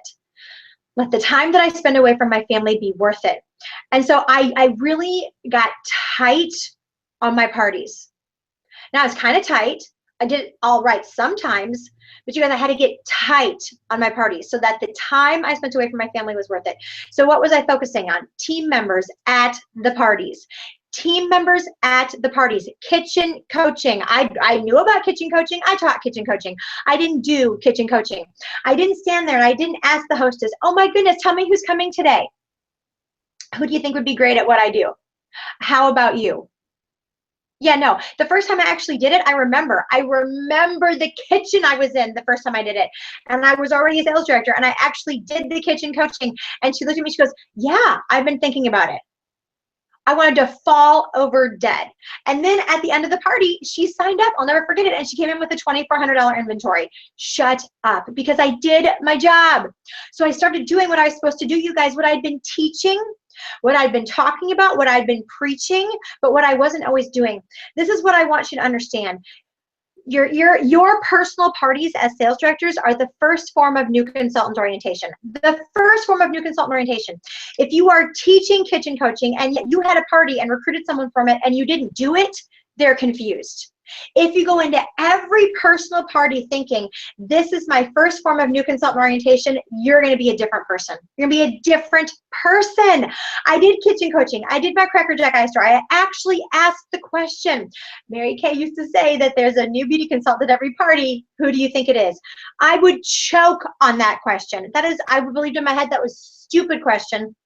That's horrible. People are going to laugh at me. That's so stupid. But I made myself do it. You see, I was going to stop questioning success. Oh, imagine that. Stop questioning success. You know, millennials have gotten kind of a bad rap, right? Because people think that they question authority. And there's a good thing to that. But you know what? Sometimes there's a time and a place to go, this person is successful. And if you're not where you want to be, then just try it. Then just try it. And so, kitchen coaching, Cracker Jack ice story, asking that story. Do you have the Diane mentally close? We're at the end of the party where she's closing at the table. And this is just, I'm just paraphrasing it. She would say, if you heard anything tonight, if you heard anything about more money, about more freedom, about more flexibility, about more friendships, and you're intrigued at all, and you're thinking about buying the miracle set, then I suggest you start with the starter kit. I do. Because you'll never know unless you try. You'll never know unless you try. And if you try Mary Kay and it's not for you, I will happily take you back as a great customer. But you'll never know unless you try. It's that simple, you guys, of putting it out there. And then, of course, doing the individual clothes. You guys know how to do a party. But are you doing it all the right way? You see, here was my motto. If I wasn't going to have a great party, it wasn't because I wasn't great. Hear that again. If I wasn't going to have a great party, it's not because I wasn't great. I was going to do my job. I was going to look for an next team member. I was going to do whatever it took to get 2 parties from parties. Are you personally getting 2 parties from parties? Figure it out. I mean, go old school. When I moved to San Antonio and I need to meet new people, there was no way I was going to be in front of people without getting new parties. It's too hard to find parties, right? It's easier to keep them than to get them. And so if I'm at a party, I gave away the brush set to the hostess for anybody who booked 2 parties. If they booked 2 parties, the hostess got a brush set that night. Okay? Whatever. I would put a bag in the middle of the table. You guys know all of these things, but are you doing them? And then I would play whatever game I needed to get referrals. It's the first form of new consultant orientation. And what I found is this, is when I worked my parties full circle, at the end of the party, as I was cleaning up, I would ask the hostess to count the sales tickets. It's old school Mary Kay, but I wasn't doing it. You see, guys, what are you not doing? I want you to, as a leader, to look at your skincare class and find out what is not tight about it. Is it your recruiting process? Is it your booking process? Is it your referral process? Or is it your sales process? What is fabulous about your party and what is not tight? And I want you to get tight, because then what's going to happen? See, you're going to take people with you. Okay, first of all, the hostess, I would ask her to count my money at the end. And I didn't care what it was. It could be a $200 party. It could be a $700 party.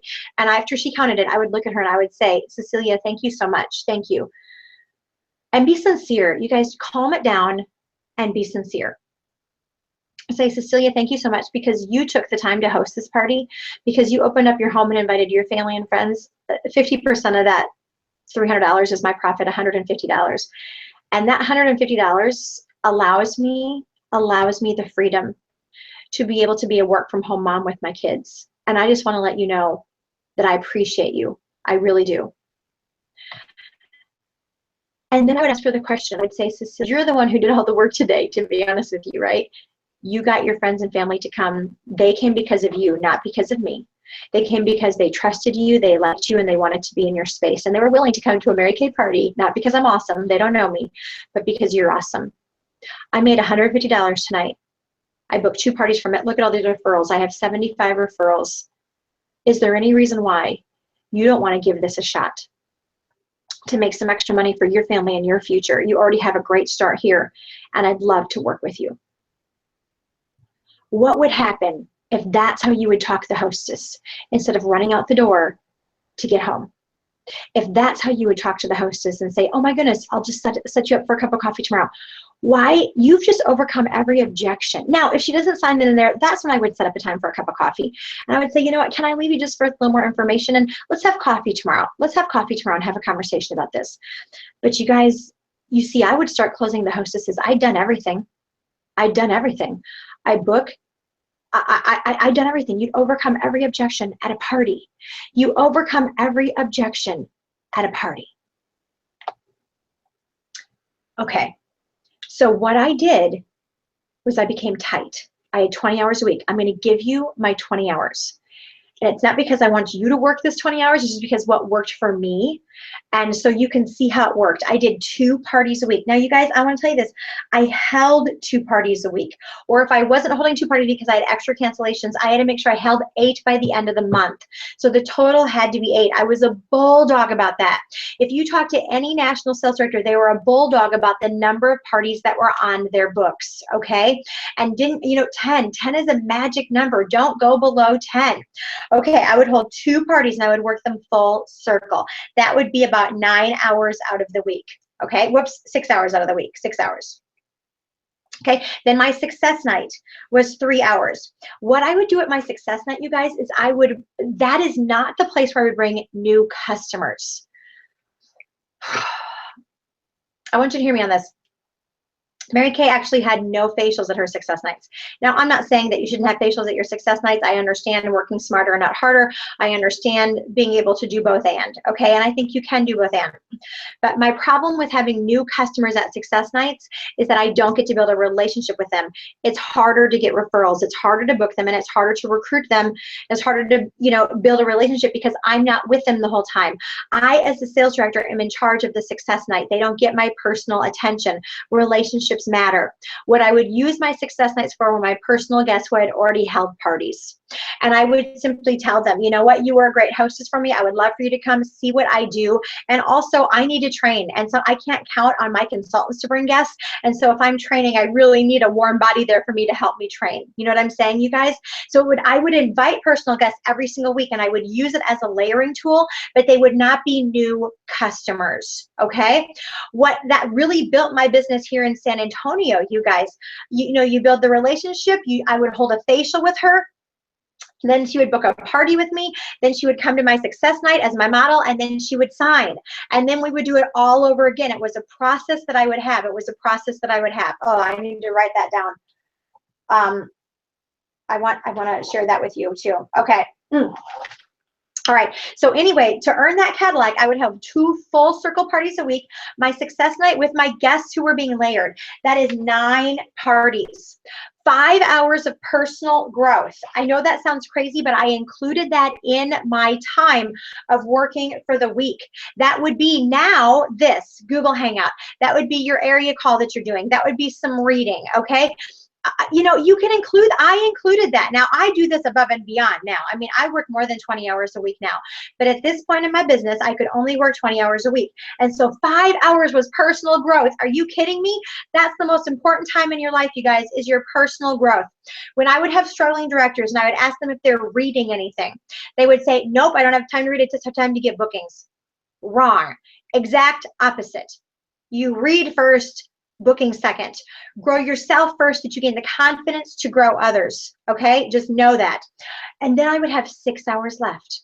Now, I work smart. So what did I do with those 6 hours? Those were interview times. Those were coaching times for my parties. And those were inventory conversations. Interviews, inventories, coaching. That's what I did with those 6 hours. I would have new consultant training. They would come with me to my parties. That was my new consultant training. I actually did not do debuts in the day when I only had 20 hours to work. I did not go hold parties for my consultants because it did not fit into my time frame. They came to my parties. They saw me. We talked on the way there. I told them what to look for. 4 things to look for. If you don't have time, it's because you're not working smart. Okay, so I told them what to look for. Watch to see that I'm going to recruit somebody with my layering process. Watch to see that I get 2 bookings. Watch to see that I get referrals, and watch to see that I sell sets.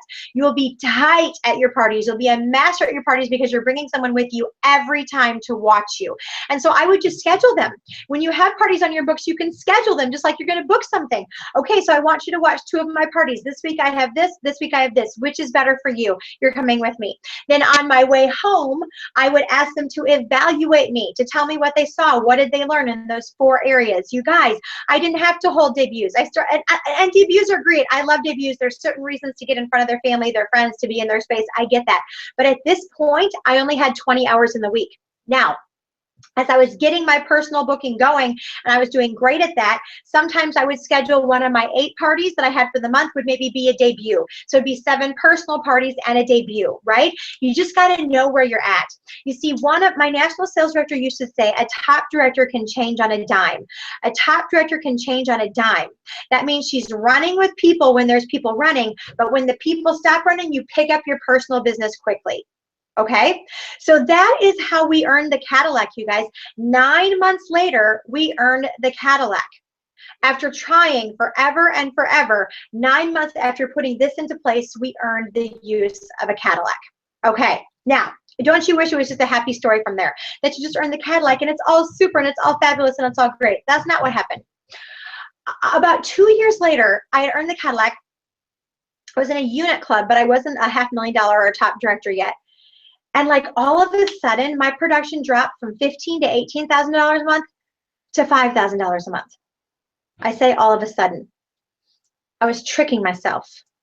You see, I had hot shots and I was running with them and I was doing debuts with them and I was doing interviews with them, and they started to get cold, but I didn't want to admit it. Have you guys ever been there in your businesses where you know in your head that they are starting to slow down, that they have different interests, that things are taking them, that they are not going forward, but you're still getting a good check, so you're pretending? Well, one month they all stopped and I was left, and my production dropped from $15,000 to $17,000 a month to $5,000 a month. And I thought, they're going to come back. They're going to come back. So notice I didn't pick up my personal business. They're going to come back, another $5,000 a month. I still did not get out of my head and into others. I still kept reaching out to those people. I still thought, if I just encourage them a little bit more, if I just coach them a little bit more, if I just train them a little bit more, because they're awesome people, they're going to come back. Anybody ever been there before? Oh my goodness. It didn't happen. I remember on New Year's Eve, I don't remember the date of it, I looked at my production at the end of the night, right at 5,000. It was probably 5,000 because I put an order in myself to get the bonus, seriously. And I put my head down on the living room table and I cried. And I was devastated. And the next day, you see, my national sales director did not call me. She didn't call me. I didn't have a relationship really with her. She called me and she left me a voice message and she said, sometimes you have to hit bottom so hard that you bounce. Sometimes you have to hit bottom so hard that you bounce.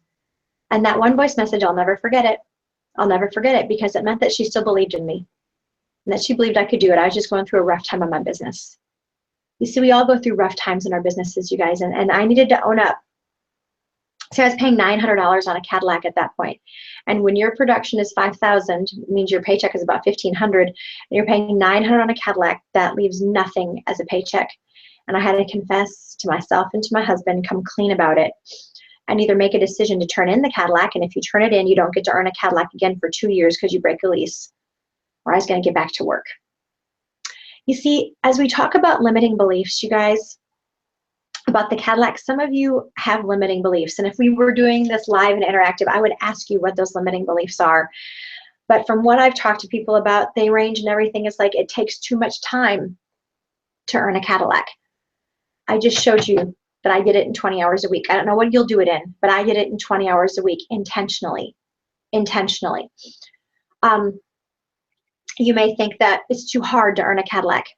What it takes is better focus, you guys. Are you tightening up your classes? Are you willing? Are you willing to tighten up your classes? Are you willing to take people with you? Are you willing to hold every party as if it's a form of new consultant orientation? Are you willing to do that? Because you got to be willing to do that, and then be willing to look at yourself in the mirror and decide what I want to change. How badly do I want the Cadillac, right? And some of you might be worrying about, yeah, if I earn the Cadillac, will I pay on the Cadillac? I never had that limiting belief. I didn't even know, I don't even think I knew enough that you could pay on a Cadillac. I didn't know the marketing plan.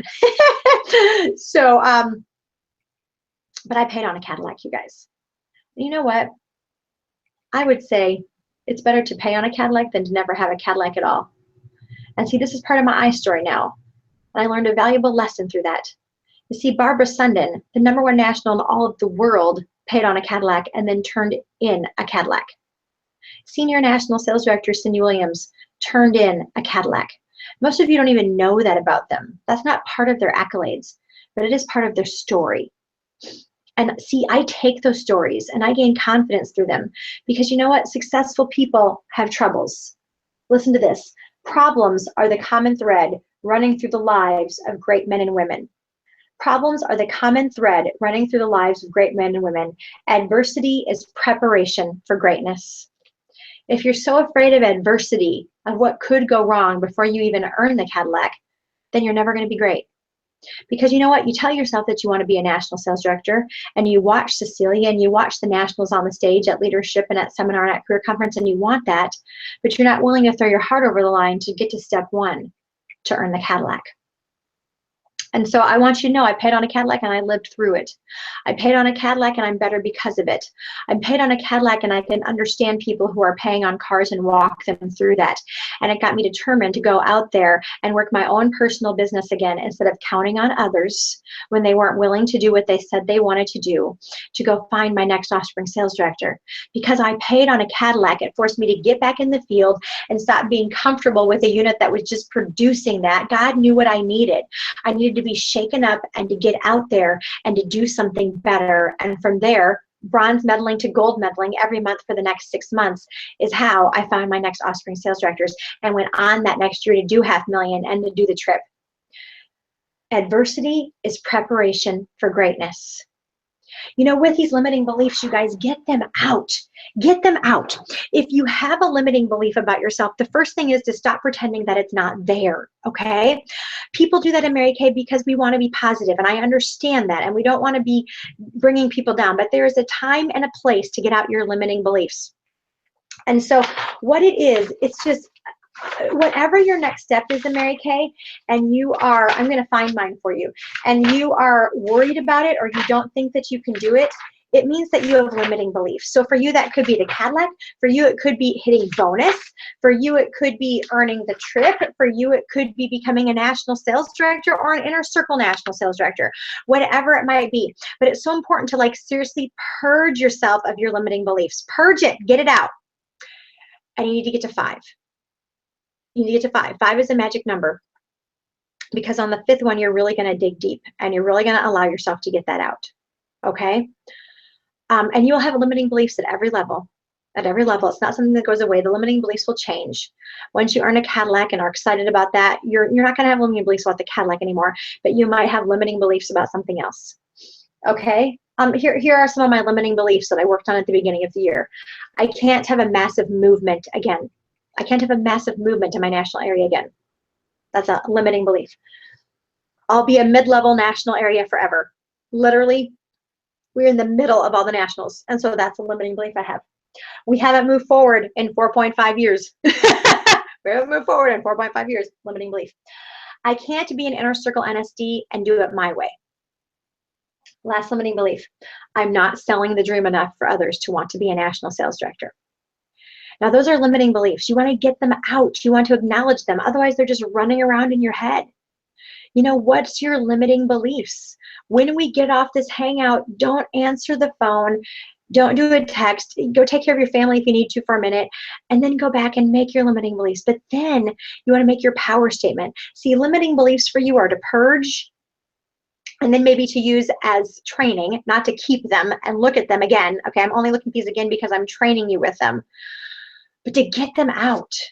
Because you know what I said is that I believe that the gap from where you are to where you want to be, if you have all of the training and all of the skills, are limiting beliefs. And so then you turn it into a power statement. You turn it into a power statement. And my power statement became my affirmation. So I took those limiting beliefs and I turned them into an affirmation. You know, it just goes on and on about that, but it's positivity. It's turning those into an affirmation. It will make your affirmation so much more powerful when you get rid of your limiting beliefs. Because when you say, I'm a Cadillac director, I'm a Cadillac director, I'm a Cadillac director, I'm a Cadillac director, you don't believe it. Your subconscious says, no, you can't, because it's going to take too much work to earn a Cadillac. You've tried it before. You've earned a Cadillac and lost it, or you're going to pay on a Cadillac. I don't know. What are your limiting beliefs on it? But that's what your subconscious is playing a game with. And so if you don't get out your limiting beliefs and then smash them with the power statement that you believe, it's not going to work. So the first step is purging your limiting beliefs about whatever it is that you want to get next. And then the second step is making your new affirmation, your new power statement, which is in direct realignment with those limiting beliefs. Okay, so that was the first thing. Step 1, Cadillac. Step 1, Cadillac. If you're not there, and I know some of you are big thinkers and you're just thinking national, and you can think national, but step 1 to national is Cadillac. Okay, it is Cadillac, and that is unit size. Unit size matters. Unit size matters. Okay, so the next step in this, I want to get back to my notes here so I don't forget what I want to share with you, is Okay, so then what I want to share with you is the next step in my business, another step in my business. So I did get past the limiting belief of the Cadillac. I did figure it out, okay? That's what I want to share with you too. You're going to figure this out, okay? At every level, you're going to get smarter. You're going to get wiser. You keep showing up. You're going to figure it out. Who's excited about that? You're going to get better. So don't think it's going to be a constant struggle. It's moving to the next level, surrounding yourself with different kinds of thinkers, different kinds of people that are going to get into your brain, and you're going to get better. You know what? If you don't like where you're at right now, stop hanging out with the people that you're hanging out with, maybe. Okay, just putting that out there. Okay, so then I had figured that out. I was building my unit size. I was learning how to do both and. I was learning how to build a strong unit and build production. People bring production. People bring production. We talked about this at the director meeting, but I think it's important to talk about again. DIQs who are on this chat, in DIQ, you have a numbers requirement, right? You have to have 24 active, 5 personal qualifieds, and 18,000 production. Okay, there's whatever, but that's the basics of it. And so in your last month of DIQ, directors, were you worrying about production? I would venture to say that most of you already had production in your last month, or you knew where production was coming from. You were getting the people. You were getting the 24 active. You were getting the 10 qualifieds back in the day, the 5 qualifieds now. But that people brought the production, right? Because you needed the number of people. As soon as you cross over the line to directorship, the rules change. You no longer need a certain number of people to remain a director. You need production. Therefore, your brain switches. It's just human nature. When the rules change, your brain changes. And so you change to chasing production. Whereas in DIQ, you chase people. Okay? And what happens is you're chasing 225s instead of chasing people who are going to bring in 3,600s, 3,000s, 1,800s, 600s. You know what I'm talking about? And so you're chasing these little people. You're not having fun. It's hard instead of easy. So when I heard that thought process, that made me start to think, oh my goodness, I've been chasing production. I was a director. I've been chasing production. And my unit size would stay around between 30 and 35. I get 2 new unit members or 3 new unit members, and I tee off 4. And I could never move forward because I never had massive growth, you guys. 10 a month, Mary Kay. Mary Kay said this 50 years ago. 10 a month is growth, 5 a month is maintenance. 10 a month is growth, 5 a month is maintenance. We know it, we know it, we know it. You know it. I could ask you that question, you would know it. But why aren't we living it?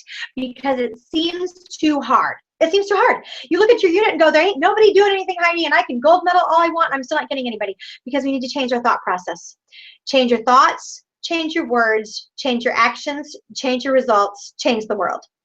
Change your thoughts, change your words, change your actions, change your results, change the world. You need to change your thoughts. And Diane Mentably changed my thoughts on this. National Sales Director Diane Mentably went from 24 unit members, and 12 months later had 175 her first year as a director. Why? Because she focused on 10 a month. Like, she didn't go to bed on the 30th of the month unless there was 10 in. She was a single mom who quit her corporate 6-figure job. She had to pay her bills, and she was a maniac. She got it right away. She understood that people brought production. She didn't get confused. She didn't do the dumb things that I did because she figured it out, okay? Wisdom is not always making your own mistakes and figuring it out. Wisdom is learning from other people. You don't have to do everything wrong before you figure it out, sisters. Okay? The people behind you should be better than you. They should not be making the same mistakes that you made because they're learning from you, and you should not be making the same mistakes Cecilia made because you're learning from her. You're listening to her wisdom. I, God willing, can build national sales directors faster than I went because I'm smarter. I'm smarter. Okay, I don't even know what I'm talking about. 10 plus T. I want you to look at your numbers, okay? Your computer should have been updated. What are your real numbers? How many did you tee off? Okay, it's adding 10 and looking at your T's. So if you had 3 tee off, you actually need a net growth of 13 for this month. 10 new, and taking care of the ones that teed off, or you're never going to grow by 10. You see what I'm saying? You've got to look at the numbers. Don't put your head in the sand. It doesn't help you. It didn't help me, I promise you. So when I started looking at those numbers and really focusing on 10 plus T, either replacing those 3 that are teed off with new people coming in, 3 new agreements, or replacing them with my systems to get them to keep them in the funnel, right? I never actually got 10 plus T in my 6 months that I was at 30, but I ended with like 80. Really close. I grew by 50 in 6 months, when for a year and a half I'd been hovering at 30. Who's excited about massive growth in the next 6 months? 10 plus T. It took me at leadership from not being on target for any unit club, and I want you to know I was at leadership and I didn't want to go. Some of you are going to leadership and you don't want to go. You're not going to be celebrated. You're not going to the parties. You're not where you want to be. That's the time that I'm so proud of you, that you are going. And if you're not registered, you can register on site. And you can drive there from Georgia. Seriously. Seriously. You will learn more in the valley than you will on the mountaintop. And that leadership was life-changing for me. And I didn't want to be there. And so that's what I heard. I don't know anything else that they talked about that leadership, but 10 plus T. By June 30th, I had done my first unit club, $300,000 unit club, was on target for nothing at leadership. And by September, I had another offspring sales director and earned my Cadillac. 10 plus T, life-changing. Now you're asking yourself, limiting belief. I'm only getting 1 or 2 a month. I'm only getting 5 a month. How am I going to get 10? Diane gave us the formula. You gold medal, you recruit 5. Of those 5, Diane's like, 2 are going to do nothing. Who's excited about that? That even in the world of Diane Mentally, 2 are going to be kidnappers. That's exciting. That's exciting to me. Because you guys, what happens is we recruit 2 ourselves and they do nothing. And we ask ourselves, what's wrong with us? What's wrong with my new consultant orientation? What's wrong with my communication? No, you just recruited the 2 that were going to do nothing. When you recruit 5, you give yourself a chance. Who's excited about that? But when you don't recruit 5, you don't give yourself a chance. And so you might not be recruiting the right people out of the 5. When you do the math, the magic happens. When you do the math, the magic happens. Be willing to do more math for a little while, okay? Can you do a little math? Can you gold medal just this month? But here's the deal. It's not just gold medaling. It's gold medaling with the intention that with those 3 people, it's both and. My phrase right now is both and. It's personal work and building people. You'll become a national by doing both and. You will not become a national by just doing power starts till the end of your life. You will not become a national by just working through people. It's both and. So you gold medal with the intention of building the 3 people that are communicating with you, 1 to red jacket and 2 to senior, at their debuts, with their personal sharing, with their circle of influence. Intentionality. Intentionality. Okay? How many does it equal? 5 from you, 3 from your person going into red, 4 as a senior, 5 as a senior. 10 new a month, and no one else in your unit has to be breathing besides you. If you did 10 new a month, and your personal wholesale average is $1,000 per person coming in, that's $3,000. It might be more, it might be less, but that's $3,000. If for your unit members it's $600 bringing them in, that's another $1,800. That's $4,800 in production. 48, oh, it's more than that. I can't figure that out. It's 48 plus 2 more, I don't know. It's like $6,000 in production with your base doing nothing and you doing nothing. You add your $1,000 order to that, that's $7,000. Your base is probably doing about $2,000. Even if you're a bad unit, your base will probably do about $1,000 to $2,000. Go. Out. Shut the door. Your base will do about $2,000. That's going to give you $9,000 in production, which is premier level directorship. Can you get excited about that? Premier level directorship. Okay. So anyway, I built that team, and that's what I kept doing. I kept building my numbers, and then I would have people to be able to offspring, and that is part of the thing that's on your handout.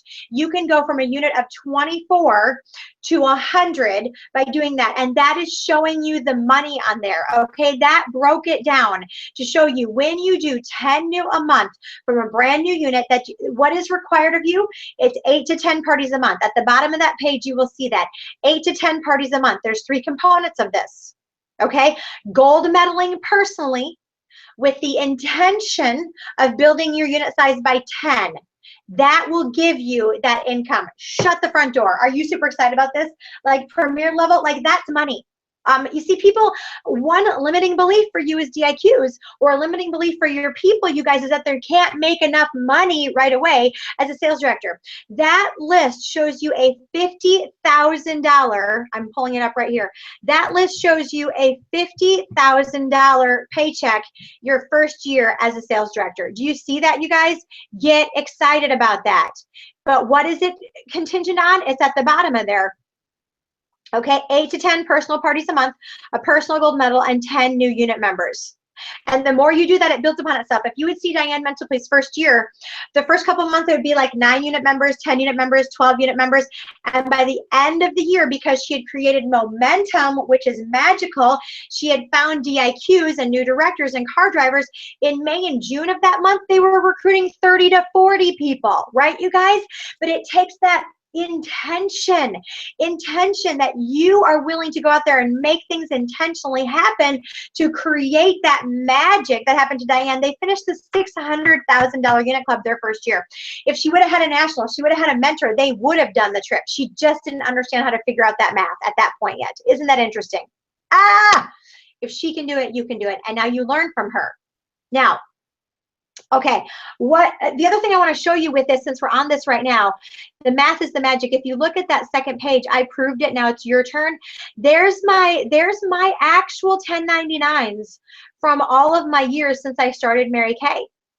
And you guys, as I'm pulling this up right here, my first year as a sales director, it's kind of fuzzy on mine, is 33,000. But look at that. When I did Premier Club, it was 51,000. When I did what I'm telling you to do with this Cadillac, adding 10 plus T, that's when I did Shut Up, the $300,000 unit club, and my paycheck was $72,000, and I earned the Cadillac. Then I went up a unit club, $83,000. I went to the $500,000, but I didn't offspring very many sales directors, and so I stayed at $83,000. The next year I did my first unit club, $112,000. The next year my first trip, the next year I did $140,000. That's because I had more offspring. Are you seeing the same production, you guys? But I gave myself a paycheck of almost $30,000 with offspringing sales directors. The next year, $650,000. The next year, $650,000. Okay, see that? Okay. Then I went to $550,000. $121,000 decrease. I'm going to tell you what happened there. So I was a hot shot in Mary Kay now. I figured it out. I'm adding 10 plus T. I'm understanding this concept of building leaders and working my personal business, right? I figured it out. I got more help. If you don't have help, you're not going to figure it out because you can't do what you want to do, all right? Also at that $650,000 level, when I jumped from $112,000 to $140,000, you guys, I got 20 hours worth of help. 20 hours worth of help. Write that down. Anything that did not deal with leadership, I delegated.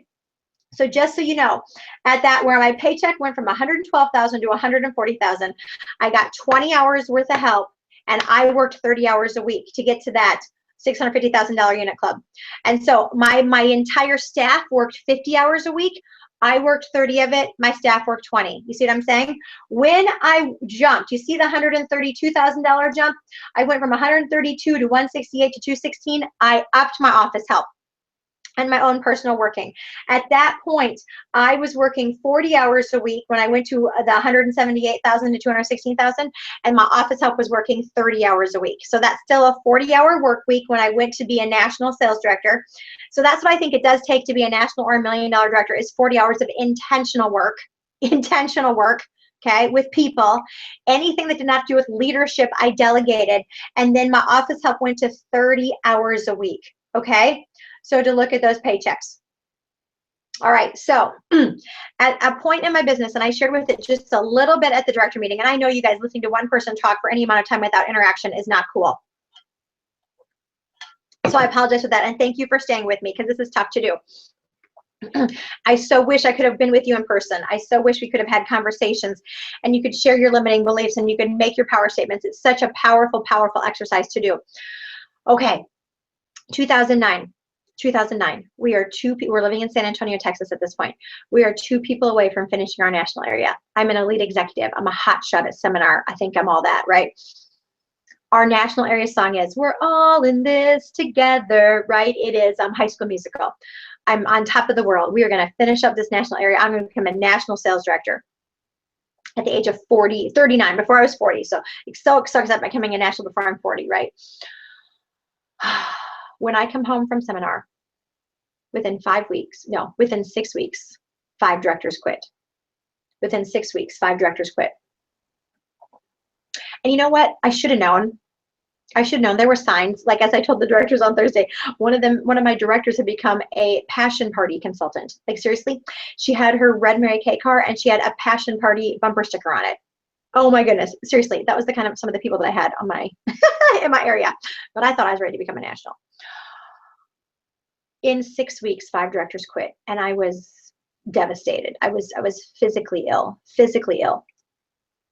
And I was seriously throwing up on the couch. I remember it because that never happens to me. I'm never physically sick like that. And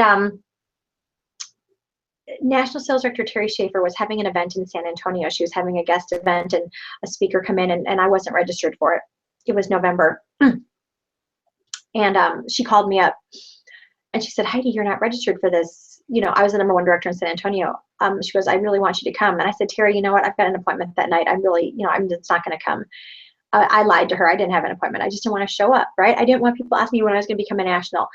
Not even an elite anymore. I'm an executive senior. I'm devastated. I don't have the same title. Anybody ever not had the same title, right? It was like, I was just so embarrassed. I didn't want to deal with it. I didn't want to deal with people. And you guys have been there, right? When you become a director, when are you going to earn a car? When are you going to earn a Cadillac? When are you going on a trip? You're like, you will know. Stop asking me.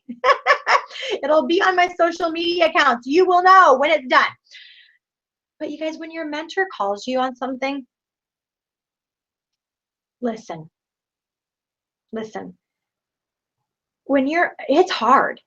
It's hard for a mentor. It's not an easy conversation. You know this, you guys. As you're talking with your consultants, when you want them to go to seminar, it's not an easy conversation. When you want them to go to this retreat in 2 weeks, they're not registered yet. It's not an easy conversation. It's easier just to ignore it and just go find somebody else, right? But if your mentor has a conversation with you, if your senior director or your national has a conversation with you, you guys, really respect her for that and listen to her, because she's not doing it to make it herself better. She's doing it to make you better. And so I listened to Terry. She wasn't my national. She wasn't making any money off of me. If she knew that, and you guys at the events, you all know this, we don't make money off of people going. Good grief. We barely cover expenses. Most of the time we don't cover expenses from the events. So stop the limiting beliefs, stop making up stories in your head, and just know that she loves you. She loves you. She wants you to be there. And I'm going to say it again. If you are not registered for leadership, you can register on site. Drive there, go there, because leaders show up. Mary Kay did not give us an option of being at company events. Do you guys know that that's in your director agreement that you signed, either virtually or by hand, that said you will be at the company events of seminar, leadership, or career conference unless there are dire circumstances? I took that seriously. And there were times I did not want to go. So my mentor called me up and she said, you need to be there. And so I came with a bad attitude. It's better to come with a bad attitude and just keep your mouth shut. Don't give other people a bad attitude. But it's better to come with a bad attitude and keep your mouth shut than to not go at all.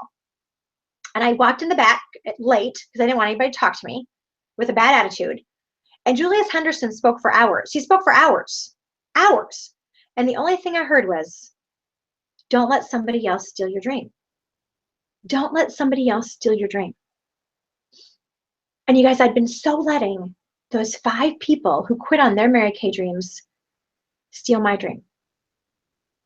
You see, what's stealing your dream right now? Is it negativity in your home? Is it losing offspring sales directors? Is it sendbacks? Is it paying on a car? Is it going backwards in your career? I don't know what's stealing your dream right now, but don't let other people steal it. And what I know is this, is that when I don't know what to do in Mary Kay, when I don't know what to do, when my heart is hurt, when people have disappointed me, when I feel sad, I got to hold a power start. And it's not just one party, it's a power start. I got to book a power start so that if one party's crappy, I have more, just like at the beginning of my business, like you heard with the consultants. But in December, in December, and I told myself stories just like each and every one of us have. Nobody wants to book in December, blah, blah, blah. I booked a power start that December. I didn't hold an open house. I didn't do anything else but held a power start. God knew what I needed because I needed to be resold on this business. I needed to sell product. I needed to be in front of happy people. I needed to see people's faces light up in front of that mirror. I needed to go back to the basics of this business, to making money at the most basic level. And he blessed me that month. I gold medaled, and 3 of those people came in with Emerald Star orders. Are you kidding me? 3 of them.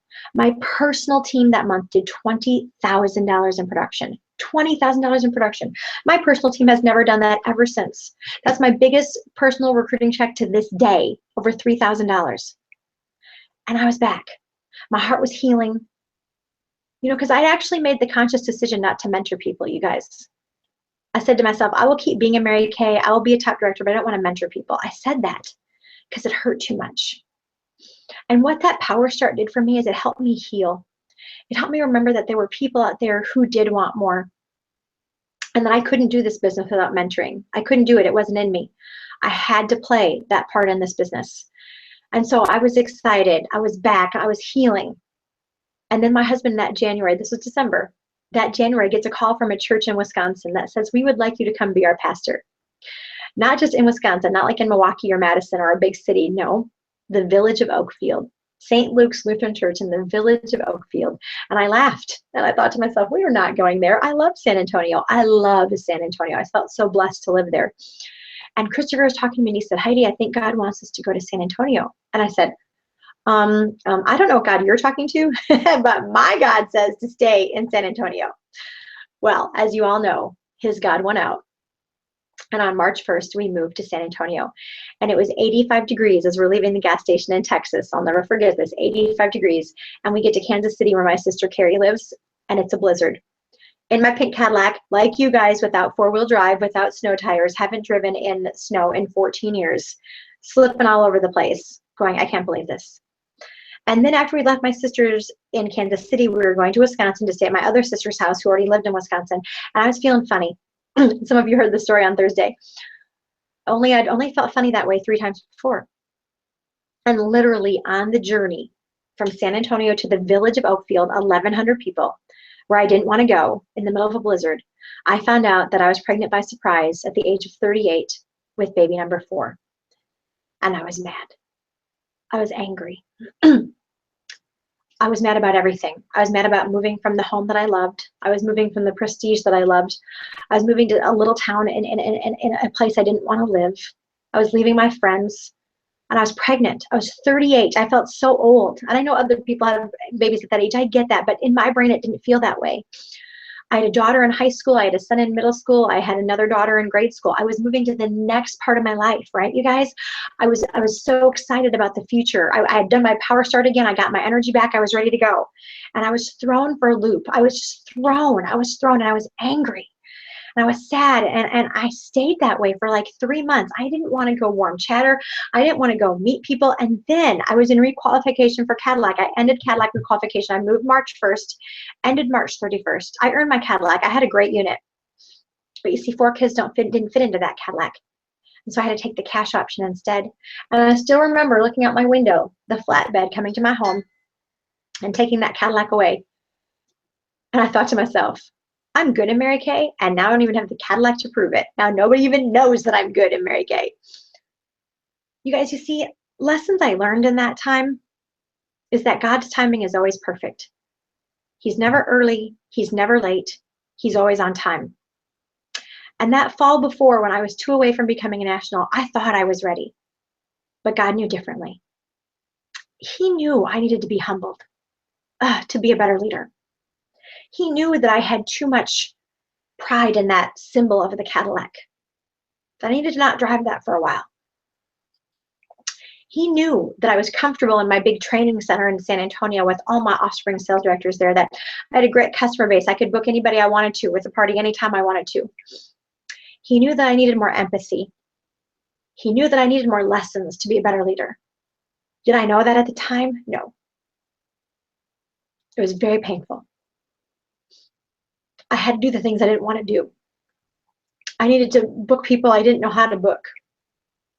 I remember holding a success night at my home after I worked to build up my personal team. I was going to hold a success night in my home, and I looked out my window and nobody showed up. But my friends, I want to tell you something that never happened to me again. You see, bad things will happen to you in your business, but it's your decision how you can deal with them. And I promised myself I was never going to let other people steal my dream at any level, including a success night where nobody's going to show up. And so I would work all week long to get people to my success night, to have guests there so that I would be working so I would never look out a window again. What are you allowing to disappoint you? Are you looking out your success night window waiting for people to show up? Stop it. Stop it. We all go through low periods in our businesses, but are you willing to take responsibility? Are you willing to make as many phone calls as it takes so that you have people show up, so that you feel like a great leader, so that you have people to train? Right, you guys? We all, I mean, I remember I felt like a new consultant. I would get cancellations. I'd have to call my sister Nikki, and I said, oh my goodness, everyone's canceling on me. And you know what she had to say to me? Like a director talking to a new consultant. She would say, Heidi, only people with bookings have cancellations. Good job.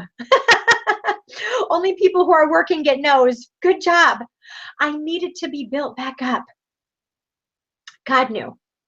And so you see, I built that unit size back up. And you guys, as I look back to that, I want to tell you something. As I look back to that area of my business, I was willing to do 18 months of power starts. 18 months of power starts, you guys. People are like, oh my goodness, you guys built 13 directors in 7 months. But before that, I personally did 18 months of power starts to go from, on your piece of paper that you see, the $550,000 unit club, we went down to 450. That was 2009. Okay, that was when I was sad. To the $500,000 unit club, the year that we moved, Gabe was born the end of 2009. So 2010, we went up to $500,000, and then I continued to do a power start for the next year, and we built that unit size back up to 200, and I did the $650,000 unit club. Okay, just so you understand that. Personal power starts. Did I want to do that? No. I literally said to myself, I can't believe this. I'm a trip director with a million offspring, and I've got to do power starts. But you know what? It's what I needed to do at that time to get to where I wanted to go. And then I went on that trip. See, that trip to Hawaii. I hadn't been on that. Look at what trips. I'd been on 3 trips in a row. And then I missed 3 trips. Aren't you so glad that's not in your accolades? Let's welcome Heidi Goelzer, who earned 3 trips and then, wow, went all the way down the $450,000 unit club. Oh, and then earned a trip again. No, they don't say that. Aren't you so excited? But just remember, behind every accolade, there's a story. There's a story that you don't know. So stop hating the people on the stage and just know they've got a story. I went on that trip. And I'm going to close up here. I know that I'm going to take you to 11:30 your time. I went on that trip, and there's a person that I wanted to talk to, a person who was on that trip as a new national, and I knew she was going to have my nugget. I knew she was going to have my nugget. And I went up to her and talked to her at the airport, and you know what? She was busy. She was talking to somebody else. But in my head, I took it that she blew me off. I know that person now. She did not blow me off. She was talking to somebody else, but I took it as she blew me off. So I started off the trip on a bad foot because that was the person that was going to give me my nugget, right? And so at the opening dinner at the lawn, at the 4 seasons, whatever it's called, it's beautiful, in Maui, I was actually sitting next to Linda Castillo. She was at that point the Diamond Sales Development Director. And I was whining. Imagine that. I was whining about how everybody who's becoming nationals were Hispanic. Yeah, and Linda is Hispanic, just so you know. And I said, they do things that I was being very, very racist. And I'm, sad to tell you this. I said, they do things differently. It's different for them. And she looked at me and she said, I don't know. Have you tried it? And she walked away. And on that trip were new national sales directors, Mayuli Rollo, who the year before was a future executive and was a Premier Club director. 1 year before, the July before that seminar, she was a Premier Club director and 3 first-line directors. The next year, 12 months later, she finished the $700,000 unit club and was a national sales director. She said these words, "It does not matter what the eye see, it matters what the heart believes. It does not matter what the eye see, it matters what the heart believes." Vivian Diaz was there, and she was a new national. She will be debuting as an emeritus at this seminar. And she told the story that that January, before she needed to debut, before her 60th birthday, so that she could get her full retirement, she needed 5 new directors. And she had this big event where she's going to bring all of her consultants there, and Sean Key was coming in. My friends, 5 people showed up, and they were new consultants. And they looked around that room and they said, well, we need 5, and you're here, so you're it. And 4 of those 5 new consultants in January with 0 team members were so motivated and excited that 4 of them became sales directors, not 6 months later, 4 months later, because Vivian's birthday is in May. She needed to debut by May 1st for her to be a national sales director.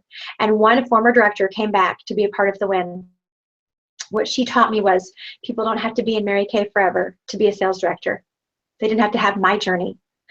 I needed to go find them. And so I took that in September and I went home and I was done. I was done, as some of you heard me say. I'll be a national by this time, God willing. You guys, I do believe that God is willing, that everything does depend on him. I can work my business to death, and if he doesn't want to bless it, it's not on me. I can't make him do something he doesn't want to do, right? But I was using God willing as an excuse, as a cop-out. See, if it doesn't happen, well, it was God's will. That means I didn't throw my heart over the line, that I wasn't, as Cindy Williams says, because I'm going to have to chew on this, be as willing to lose as you are to win. Be as willing to lose as you are to win. I have to write that down. I want to use that for something. And so I came home, you guys, and it didn't matter who believed me. It didn't matter. It didn't matter, right? How many times have you said you're going to earn the Cadillac? How many times have you said you're going to earn a trip? How many times have you said you're going to go on a top director trip and you're thinking, people don't believe me anymore? Oh, I was thinking all that stuff. But I came home from that trip and it didn't matter. It didn't matter who believed me or who didn't believe me. It mattered that I believed. Okay? And that I was willing to go to work. Gabriel, 10 more minutes. Please shut the door. Okay, it's not like he doesn't have like 17 devices in this house for him to play on, but he wants my computer at this moment. Okay, of course he does. You guys have kids? Who feels good about themselves? Okay, as I'm yelling at my child, get out of here. You know what I would always tell my children? If you're not bleeding, don't open that door. Okay, so he's going to get a little talking to when we're done. And you guys, we did offspring 13 sales directors in the next 7 months, when it had taken me 14 years to build and keep 10 sales directors. We did the last 13 in 7 months. It was the same as when I came home from that career conference. I had barely been a red jacket at that career conference. And because my mind changed, I had 4 new consultants and was on target, halfway done with my car in a week. That same thing can happen to you. It doesn't need to take forever. And as we go back to that, whose dreams are tied to your success? You see, when you have a goal, no matter what size, as I talked about on that first call, whether it's to earn the Barbie car for my daughter, whether it's to become a sales director and it creates my mother-in-law's dream, or whether it's to become a national sales director, when you're all in, my friends, people want to be a part of it. No matter what your goal is, people want to be a part of someone else's goal. And one of those people in my national area is Kate Unger. And I want to tell you this, that you can tell your people this, okay? January, 5 years ago, she had 2 active team members and was not a star consultant the month prior. But she wanted to be a part of this train. She wanted to be a part of this national area. No sister left behind. Her sister was in her 4th month of DIQ. And so Kate would be a second line to me. Okay, so anyway, Kate would be a second line to me. And so Kate made the decision after our first meeting of January that she was going to go into DIQ on February 1st.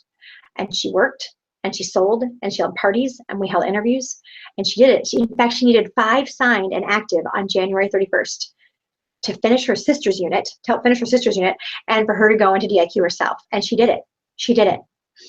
And then, while working full-time and having small kids, she finished DIQ in 2 months to finish by March 31st and became one of our key players, helped her sister earn her premier club, become a senior director, all of those components, you guys, that are necessary to become a national area. Kate played a huge part in that. You see, Kate did it because she wanted to be a part of a team. Kate did it simply because she didn't want to be left behind. She really didn't have any other reason to become a sales director. But God knew.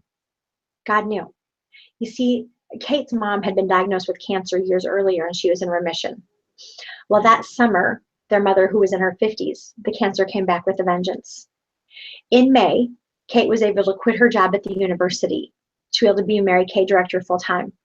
So during the day, she was with her kids. During the evenings, she would hold her Mary Kay appointments. And at nighttime, when she was done with those appointments, she would go be with her mom, wherever her mom might be at that point, whether it was in the hospital, whether it was at home. She would lie with her, she would read with her, she would pray with her. And in October, when her mom was called home to heaven, Kate was there. Kate was there. Kate called in hospice when it was time to do that. Kate called in the pastor. Kate gathered the family. And Kate has no regrets, you guys. Kate has no regrets. You see, of all the stories I've told you today, we have no idea what our goal with the deadline will do for other people whose dreams are tied to your success. Kate got to live the lifestyle that she wanted. You see, before she was a Mary Kay director, she loved her job, but she didn't love her life. Now as a Mary Kay director, helping finish that national area, she then got to love her life. She and her husband had a third child after she became a director, and she got to be a work-from-home mom with that child. That child, Titus, actually has hearing loss, and so she takes him to speech therapy, and she's with him as she builds her business. She now has a DIQ. She's earning the use of her Premier Club by March and her Cadillac by June, and an income that changes people's lives. You guys, just like we told the consultants at the beginning of this call, goals with deadlines change lives. Whose dreams are tied to your success? What limiting beliefs do you need to get out of yourself? Do you need to purge? And what power statements and affirmations do you need to do to overcome that? You guys, you look at me, you look at Cecilia, we both have different lives. We both have different stories, but we're both national sales directors able to influence thousands, countless people in this world and in other countries. If this is what you truly want, why not you? Why not you?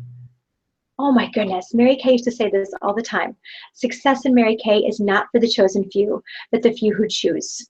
And you know what? I could be the poster child for if Heidi Goelzer can do it, who was never the queen of anything, who's lived in all kinds of places, who has 4 kids, all different ages, who is married to a pastor who's really busy. If I can do it, you can too. All right, Cecilia, that's what I got for you guys. I hope it was enough. It was awesome, Heidi. It was awesome. I'm the director of Voxes. They're posting their comments on the director thread, and they're so in love with you. So in love with you. Please tell me this is being recorded. I want to listen again. I love her way of explaining things. What was the quote about this? And then a group of people who are watching it together, who got snowed in together, I guess, said, this is absolutely amazing. So good. The best training I've had in a long time. So anyway, thank you so much, Heidi. I wish they could interact, but I know they're going to post on your wall and send you cards of thank you. We so loved you being with us. I hate you didn't get to come to the retreat, but you completely rocked our directors meeting. And you gave us all a new way to think, to hope, and to be. And of course, you and I got to spend some time and even strengthen our relationship and our friendship. And maybe again, I don't know, maybe again, you can come back sometime this year. I would love to come back to Atlanta, you guys. So, well, maybe not in January. Maybe not in January. And I mean, you would think we're not the ones who have the problem, right? It's you, it's Wisconsin. But at any rate, for spending Saturday morning with us, I'm glad you got to go home, and I'm glad that you get to at least go to your jump start today and tell everyone we said hello. Thank you so much, really. The takeaways, I have a ton of notes here I was taking, and your story, I was crying a couple of times, but your stories are so impactful and they're powerful. And probably one of my favorites is when you were talking about your Cadillac. I know I've got a few Cadillac directors texting me who could really relate to that. So thank you from the bottom of a very grateful heart for your wisdom and your expertise, and for being the kind of friend who requires me to be better and to stretch. And seriously, and for making all of us step out of our comfort zone. Seriously, you are amazing. I love you to pieces. So, well, I love you too. And you guys come up and see me at Leadership. We're going to be together, which is so exciting. I'll be there next week. So just come up to the NSD area and please come hug me. I was telling Cecilia, the thing I love about coming to people's retreats is building relationships with directors. Like, I know Pam and I know Cindy because we got to be at the mansion together and we have relationships. So please find me at a party or find me in our seats. And I just want to hug you and just learn who you are. Okay. Absolutely. Absolutely. Thank you, Heidi. Thanks, Much friend. love. Bye, everybody. Bye. Happy New Year. Bye.